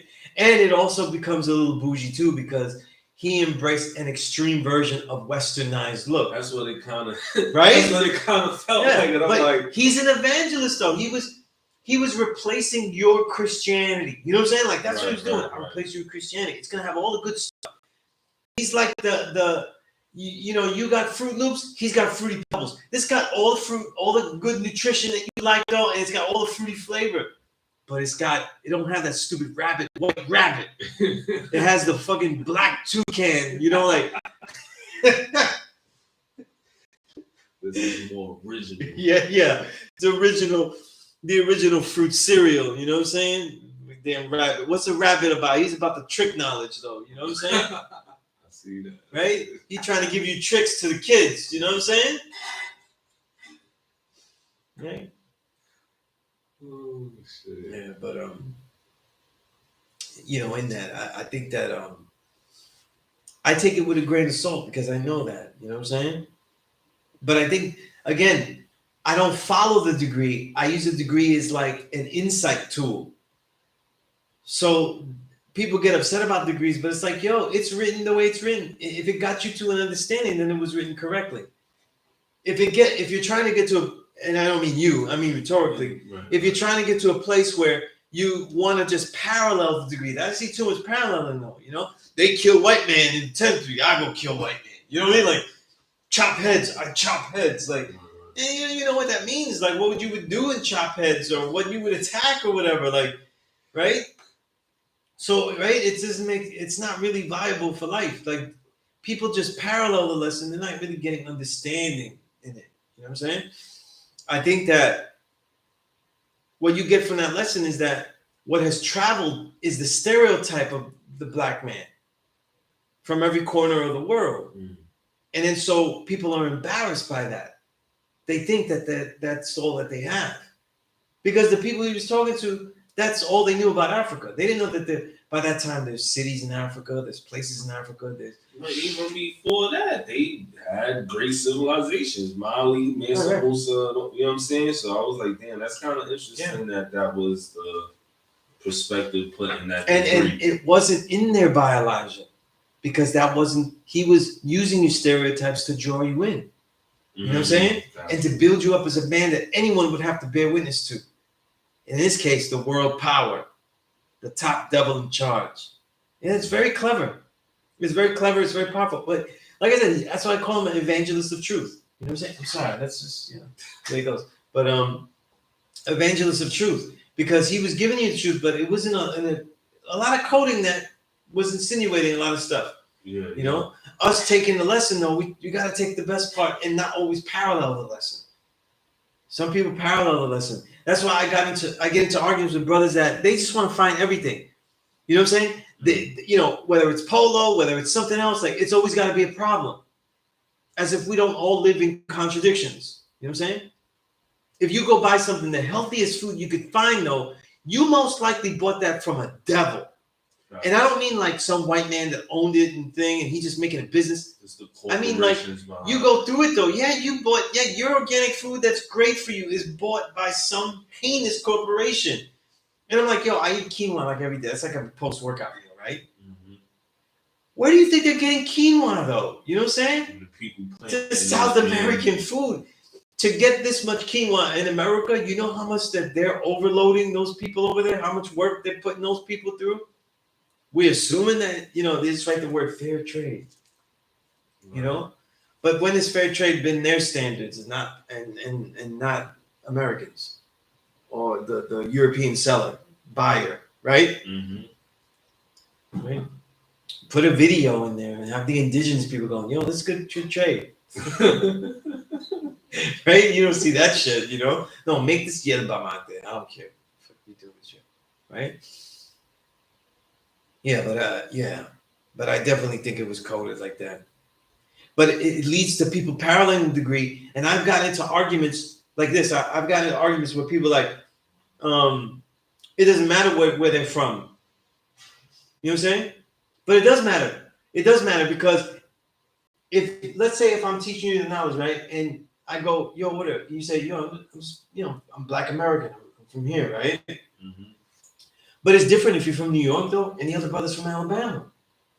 I got a whole different way of teaching him. He's going to be thinking differently, all kind of shit. What if I deal with a brother like you, right, that has dealt with many different type of original peoples versus brother out in L.A., right, where other original people have always been an enemy? It's different teaching. Right. I got to take him through some type of thing like, I know you're ambivalent about this. I know that this is going to, you know what I'm saying? Because he might be like, nah, I can't see it, man. I can't. But these motherfuckers, I can't, Right. So everybody has their own thing, right? If you don't know the places where people come from, then you're not getting the knowledge of them. You're not getting their knowledge. You're disrespecting their knowledge. But I hear like, I don't care about the flags of anyone and this and that and shit like that. What? And you don't care about the journeys that people go through. That's wild. Right? You don't care about the journeys, right? Let's say, look, I'll name a country I never taught. I've taught every single Latin American country except somebody from Uruguay. I looked through the map. I taught somebody from everywhere on that map, right? That's please. If I teach somebody from Uruguay, right, I don't know. I know some things about it, but let's say I don't know anything about it. I'm impaired because what if I'm teaching him a concept that he really isn't getting? And he knows English, but he just doesn't have that paradigm that way, right? He just doesn't think in that way, so he's not getting the concept. You have to know where people are coming from. Just like if you deal, we know that like when we deal with Latinos, they may not see themselves as black because they were taught that they weren't. So now you don't do, it says the black man is God, right? So now you start skipping, talk about like quantum mechanics and true and living God, but he's still on black. Right. That's the part of the degree that he needs to be taught. The part of the degree that didn't need to teach you is like you never looked at degrees as, it says the black man. I was saying me. But you didn't have to get defined black man. Right? So a different thing. All of us, like for example, all of us have to be defined Asiatic. Just like if we're with an Asian brother, we really have to define that correctly. You know what I'm saying? Because this is like a word that is part of their culture, part of their paradigm, and how they use it. You know what I'm saying? You Asiatic? I'm Asiatic. Yeah. I'm real Asiatic. You trying to, you know what I'm saying? Yeah. And I have to explain that. So you have to respect where they, where they come from. You know what I'm saying? Right? If you teach Chinese, though, you should know the difference between Taiwan and China and the issues that Taiwanese have. You know what I'm saying? You got their different right? So let's say I start talking about martial arts, so I'm like, hey, all you Chinese niggas, like, right? It's different. It's different. You got to respect the journey. It's like people don't respect the journey. If you don't respect the journey, then don't tell me anything about the father's history, because it's a Southern history. It's a Southern history of a man from the South that came up here and brought this knowledge and really embodied New York to the fullest, right? Like what New York became is because of him, right? But if you don't know his roots and stuff, then you don't know like how he would, how he would be successful in his undertakings. Because even before he got knowledge, he was successful in his undertakings. I think that's like why the elders they always make note that he was in the war. It wasn't he wasn't just regular like I survived. I ducked every time it was a battle. Like cool, I get that, but like he didn't do that. He won mad medals. Wow. You know what I mean? It was about like 8 or 9, God. When they had the street naming ceremony, it was the first time I actually saw them with the physical eye. Oh, wow. And it was a big thing. It was like a thing this big, and it was they put in the metal case and they put it in there. Yo, God, it was this many medals, God. I was like, nah, he wasn't he wasn't regular out there. He was not regular out there. Whatever he was doing, he was bodying. He was catching bodies. He was saving men. Like, it was crazy. And then now you get like, yo, he had determined idea to be successful in all his undertakings. And then it led him to what he truly understood to be true. And he was going to be successful in that undertaking. You have to think about like, how could a man who just accepted that truth, which many men have accepted that man is God, right? I could find him throughout the yogis, throughout the Hindus, all of them. But, right? Osho, right? Modern philosophers, Jiddu Krishnamurti said it. You know what I'm saying? But how is the father that successful to do that? Because he had that will. Like he was not, like, think about it. All he did, like, war zone like that, this was not a war zone for him. You know what I'm saying? This nation was in upheaval, though, but it wasn't the war zone that it looked like to other people. Like, he had a comparison. Mm-hmm. So the 60s was like, when we learned it, because we weren't there, it's like a war zone. You know what I mean? Like, it was a lot of upheaval that we didn't experience. But for him, though, he has parallel to not do the same as, but to see, because he didn't do the same as. His way out of that was to kill a lot. That's a fact. But he did the actual opposite here. So even the lessons that he learned personally, he didn't just parallel them. I kill here. Let me kill white man here. No, he didn't do that. That's why I said, when Malcolm left and kept teaching about what the white man was about, exposing him.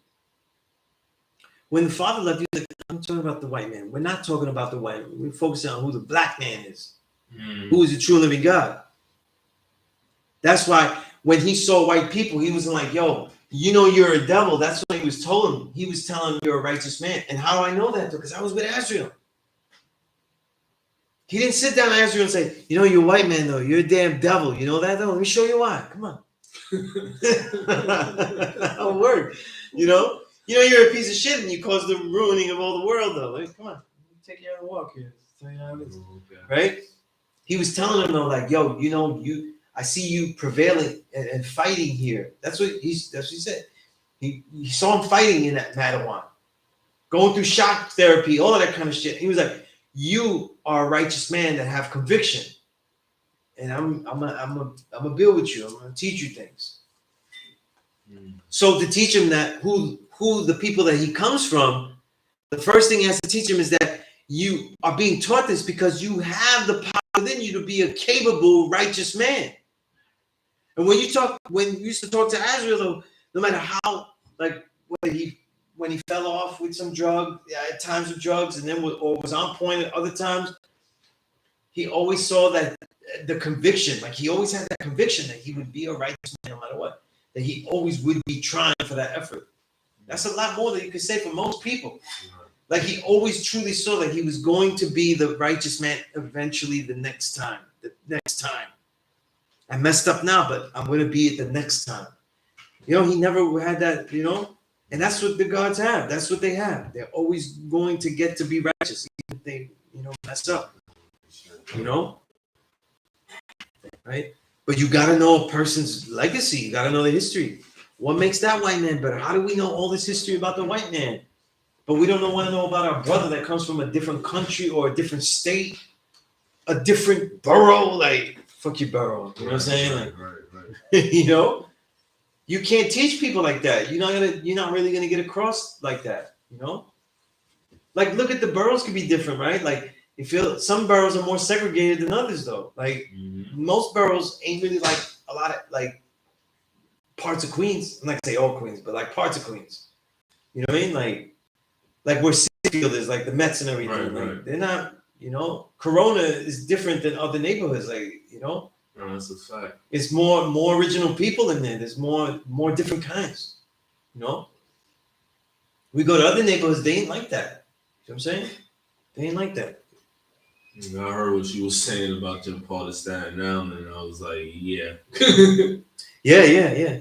It's mainly because it's this elderly white folk, Yeah. So they don't really bother like that, I'm sure if I went to other parts, though, it could be a problem, But not in that area, you know what I'm saying? But it was, though. Like, I'm in a neighborhood that was a problem back in the 80s, 90s. So, like, I wouldn't be able to even live there. Like, I wouldn't be that welcome there to live there. Right. Even if I had got a home there, Like, yeah, I wouldn't be welcome. So, shit changes, though. Yeah. Sometimes it don't change because white people get righteous either, though. It just changes because they adapt. Yeah. They adapt. Like we always, look, it's working, civil rights, things like no. White people are adapting. It's like, okay, news is here. They gotta get their own. They're gonna get their own. We can't stop it. They're not gonna stop. So deal with it. Hey, comes out a piece of shop. It's okay. Yeah. Our progress doesn't mean that racism is eliminated. Like hell no. You know what I'm saying? Like we could progress massively. It doesn't mean that racism took any hits. It just means that it just got shut down as a vocal reality. Exactly. You know what I'm saying? Keep the thoughts to themselves. Look at the different positive things we always get taught in school, right?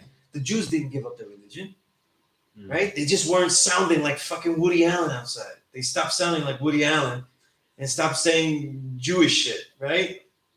So when the Germans were around, it wasn't like, they weren't going, like all the cliches, right? They weren't doing that, right? I might get Kanye here too. I was just about to say, but this is good Jewish comedy. This Jewish comedy. But that's bullshit though, because Woody Allen did most of his movies have hilarious jokes about Christianity. You know what I mean? Hey, man. He has bad jokes. Aside from his own jokes about Jewish culture. Because he'd be self-deprecating. Have you checked out the book? I think it's called The Secret History Between Jews and Blacks. So I have it though. I've never read it though. I have them though. They're really big though. I forgot I had them. Yeah. Oh. Yeah. But like Kanye's. I was telling Queen, Kanye is a great example of trick knowledge. Okay. Because Bill. Trick knowledge knowledge me used to always tell me that trick knowledge is not a lie. Trick knowledge is the lie mixed in with the truth, and it's more effective. You don't tell somebody wearing red that it's it's black. You tell them that it's pink. You tell somebody wearing blue, it's purple. It'll get over, but it could really, really get over good. You know what I'm saying? Right? That's what trick knowledge is. So like he says all type of shit that's way off base. Like not even like crazy. Like I don't know like people like when you see Talib Kweli go nuts and he's always with everything. It's like let people just be wrong. Like it's okay. Yeah. Kanye's just saying whatever. Like half the shit he says is like that's not really viable. That's not how it goes. Like I'm always doing that when I hear him. I was like, that ain't really it. Like it's always almost there. No, don't go like that. But he says something true about the Jews, but he said a million things that were wrong too. That's trick knowledge, though. You know what I'm saying? Because now that he said that shit about the Jews, right? Which could have been built on so much better, like so much better, where you could really look for the facts, right? But then he said the shit about Floyd, and it shows such bad research and bad logic skills. You know what I'm saying? Because let's say by any case though, it was already said that it didn't happen that way. There's no autopsy says that he was drugged like that. But no matter what, right? No matter what Floyd died of, right? At that moment that we saw, he was being abused by a cop. It don't matter if that didn't kill him.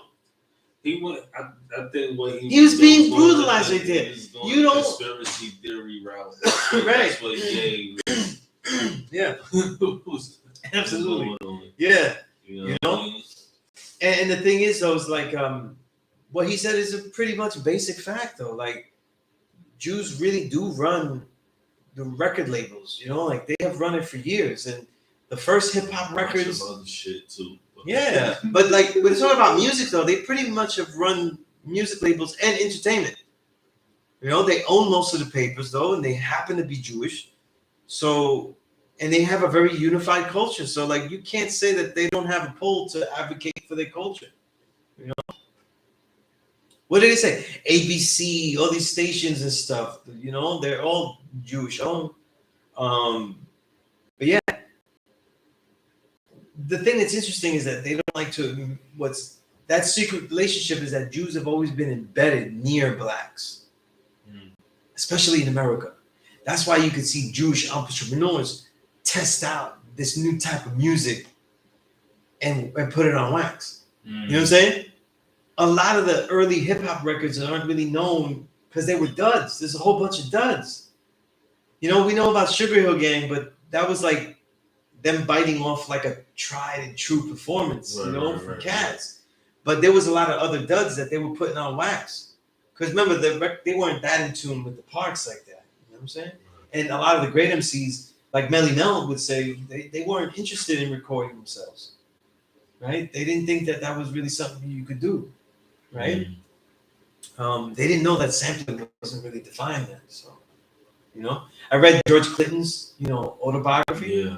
And it's good. It's good. A lot of jewels in it. And about the music, about the way he made Parliament funkadelic, but he goes through the history of like when he was being sampled, because he's one of the most sampled, right? Right. And he was like, they were blood sucking me because by the definition, not being clear, the labels were able to go at the artist and enforce things. But he didn't see anything out of it, though, because they never were able to make a clear distinction. So while they're getting back to him on the distinction, they're still charging for it. Right. You know what I'm saying? But all of these, like that's Jewish owned. It's like saying like firefighters, the mass amount of them were Irish. You know what I'm saying? In New York, right? They took over these things. Or Tammany Hall with the Irish politicians. Stronghold in New York City politics until until what was it, LaGuardia? I think it was LaGuardia, But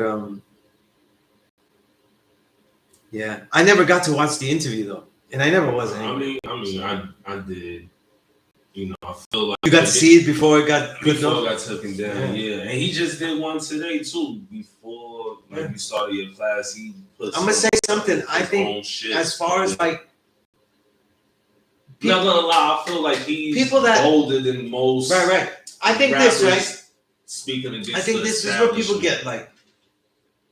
One thing, when you see rich people, people assume that they're really, really smart and great people.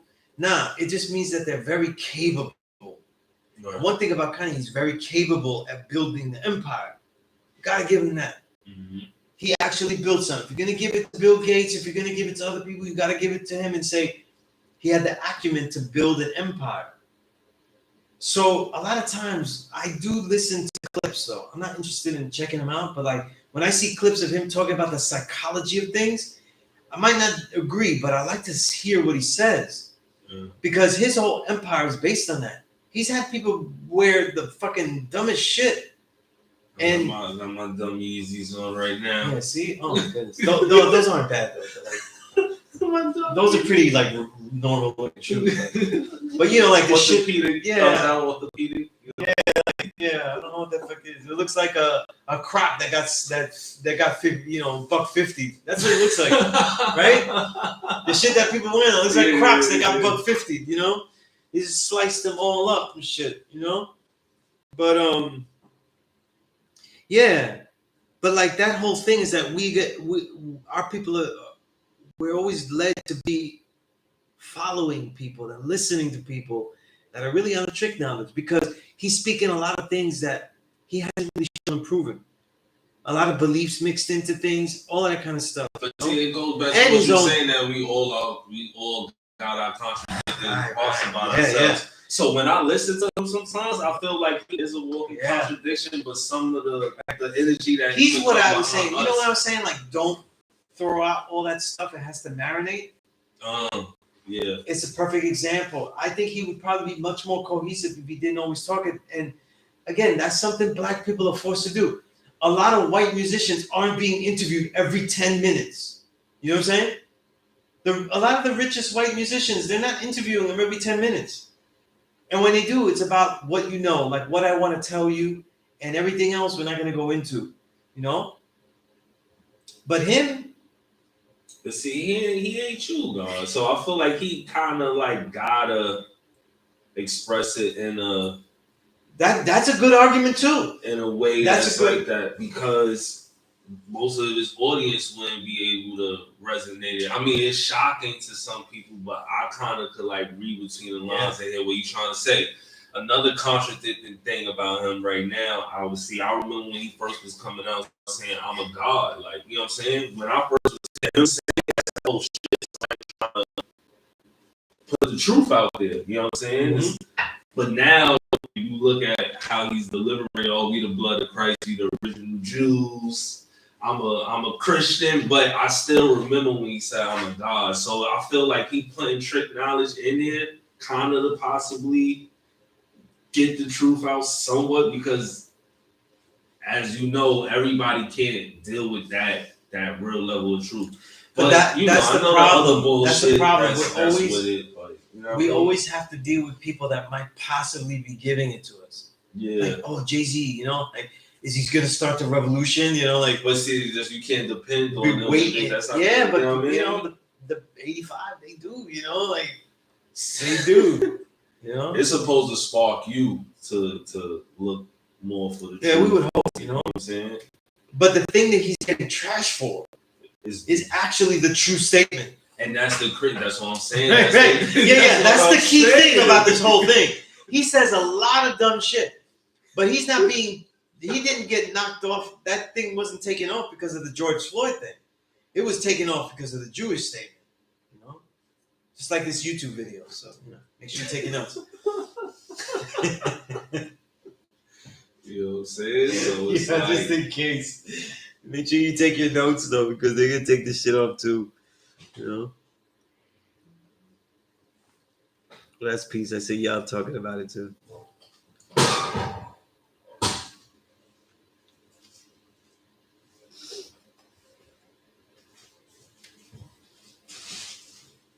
Yeah, man. But that's really what I think. I think that man, I would.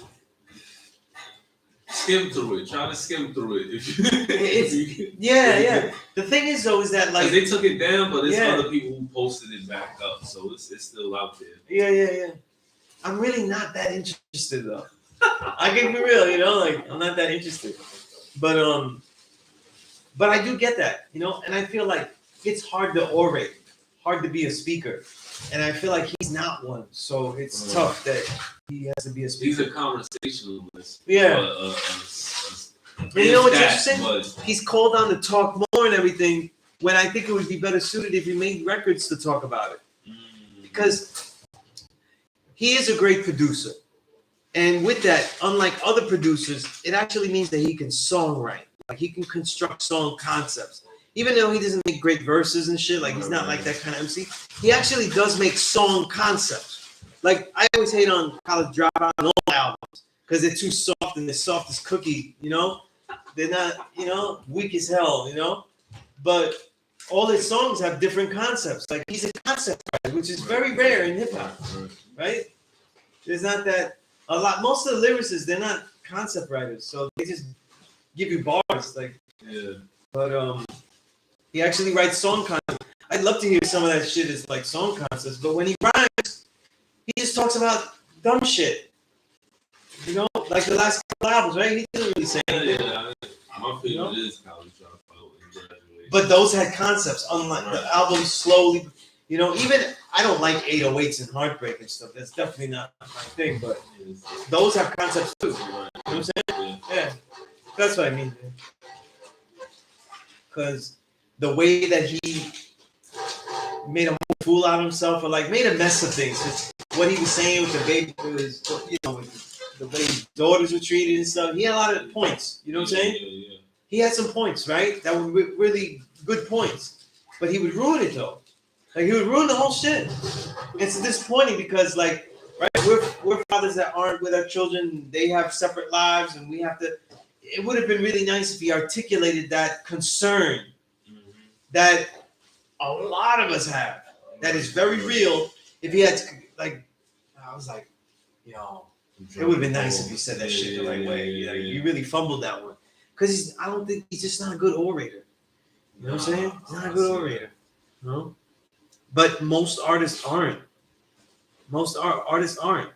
And they used to look like they were good orators because they had planned interviews and they got to express their understanding through the explanation of the music. Right. And so they were able to talk so well in interviews. interviews. Like, oh, he wrote some deep shit. He must be. But Yo, how many times? You know, like a lot of these guys, they have horrible conversations. Because unless they're in the booth, they don't really know how to talk. You know what I mean? Happens all the time. You know? Yeah. Mm-hmm.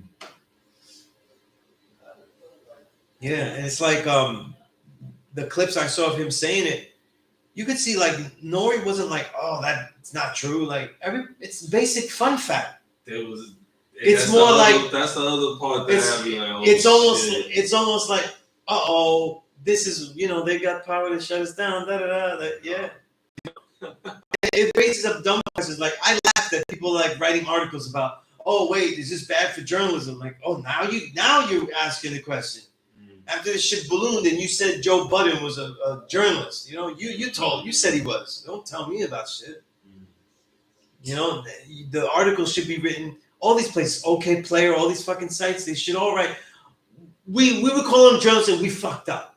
We fucked up. You know, we fucked up, and now what do we do? No, they ask the question like they're looking down and saying, oh, look, is this really good for journalism? The fuck journalism they did. They didn't write. They covered everything. They covered all this shit like it was. They covered all of it like it was. Then when it backfires, they want to say, is this really journalism? How far are we going to get these rappers? You know? The truth is that if they would have kept rappers to a standard of journalism, it would have been like everything else. Because when a ball player becomes a commentator, right, like Shannon Sharp, nobody goes, oh, he's not a journalist, so he can say stupid shit, right? But what's the program? You know, so his kid says the craziest dumb shit, right? He says the most cohesive shit usually, except the LeBron stuff. He's really But right? They keep the standard. They don't go, he's a ball player. He's a ball player, right? No, he's in the cipher. You got to be right and exact, right? But when it comes to this shit, they didn't check anybody. They say, no worry, he's doing bad on this shit, right? Nah, they didn't say shit. They didn't say shit.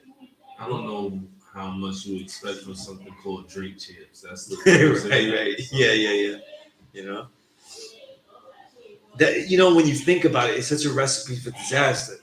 As far as an interview, I've never done an interview that I thought was like, yo, this is gonna go great. He's had like 5 fucking shots of vodka. Like, it's great for entertainment. Right. You're looking for something like high vibrational and Yeah. And usually those interviews are better in the beginning. Yeah, as the right. As they have the drinks and stuff. Peace to Sadat X. His episode when the Drink Champs was type wild once he got lit. Yo, they said, oh, let me get the tiger bone. And they gave him like 5 ounces of tiger bone. You can't drink 5 ounces of tiger bone. Yo, that shit is like if you're using it like for Qigong, you're drinking a capful. Oh shit. That's like, yeah. And that tiger bone it's more processed to be like a liquor, so it's even more potent. Okay. You know what I'm saying? Okay. Yeah. So man, it's not even, Recipe for disaster. Drank it like it was like a beer and shit. Anybody would be fucked up. I'm surprised nobody's passed out on Drink Champs, like just straight passed out. Right? But yeah, unless anybody has any questions, we're 10 minutes from 10 o'clock hour, so I'm gonna be done. I'm gonna take the long trip back home. So I want everybody to email me if you have any thoughts, ideas, questions, ready to build, add on with me. Let me know.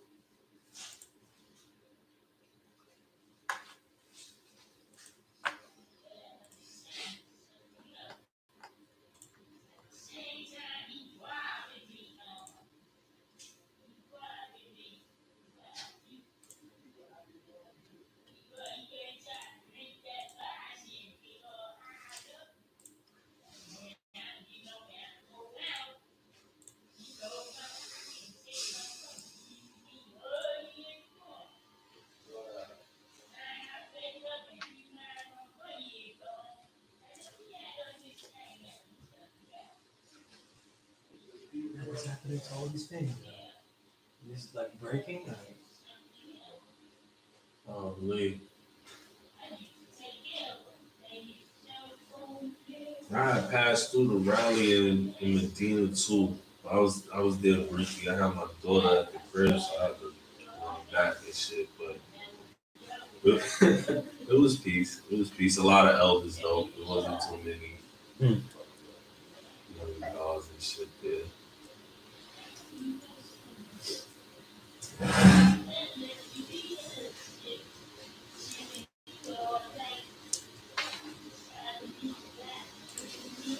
That was my first summer at school though. They haven't been there in a long time. I know it looks way different than when I was there.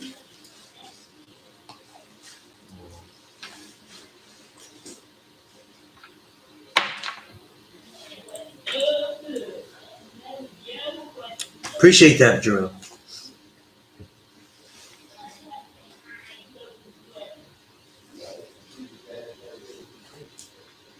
Sunez, scroll up. I will scroll up. Is there a question you asked in here?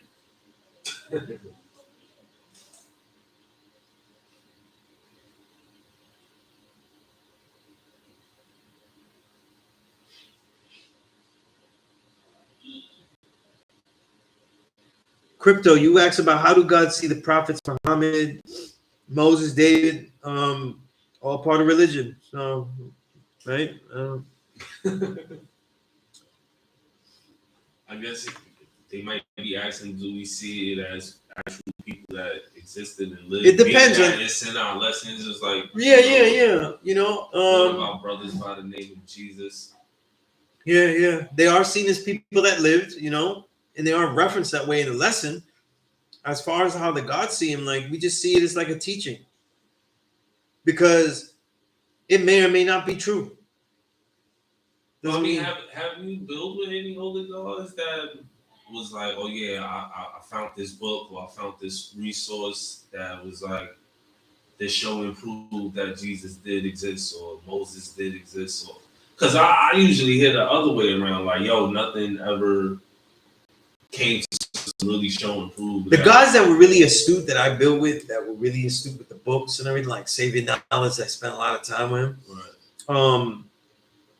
They did not come to the conclusion that like these things are all true. You know what I mean? But that they are valid stories though, and that they do represent a time. Okay. You know? It may not be that those individuals existed, but certainly a lot of the ideas. Bible means son book, man. That shit is just all son worship. Yeah, okay. Why did Elijah allow his followers to remain followers and not be independent of mindset? I don't know. All I know is that it was time to go. That's what I know. Would it be utopia to think there would no longer be devil physically? No. The devil's not physically here. It's no utopia at all, though. What we're dealing with is the mindset, though. We can have a whole bunch of black devils, though. It ain't done yet. You know? Malik, you asked who was the troll that was on Minister Freedom page. I know, I never saw him, though, but it's always the same guy with the same argument, though. So it's the same asshole. You know what I mean? The same one that Dark Kim interviewed and sounded like an idiot and proved himself to be an idiot. So that's what it is, you know. The same person that has insulted my old Earth, who returned to the essence, the same one who's insulted all the Puerto Rican people and enjoyed that they died from a hurricane. The same person that thinks that belief though is knowledge, right? And that we should believe the knowledge itself. So this is the same idiot that says a whole bunch of stuff. So they don't want to take the next step. They just keep making videos talking about me because you know what the next step is, you know, right? They don't want that. They don't want that step, so they don't step up. But yeah, I think I got to all the questions. Hopefully, they're useful answers. You know, but yeah. But yeah, you know, like I always commend Malik, always building. If you're going to learn with me, that's how you learn, though. You accumulate your questions, you throw them at me, you ask me questions, you counter question. You know what I'm saying? If I ask you to build, then you build. You know what I mean? But yeah, we got to get stronger, though. Like, we got to teach, if we got children and stuff, we got to teach them to be a little bit stronger. Like, you know? There's a lot of weakness, you know? Like, and then, like, you can't take a... Nobody has this. Like, you think it would be easy? Like, that it would be kind? That's peace, God.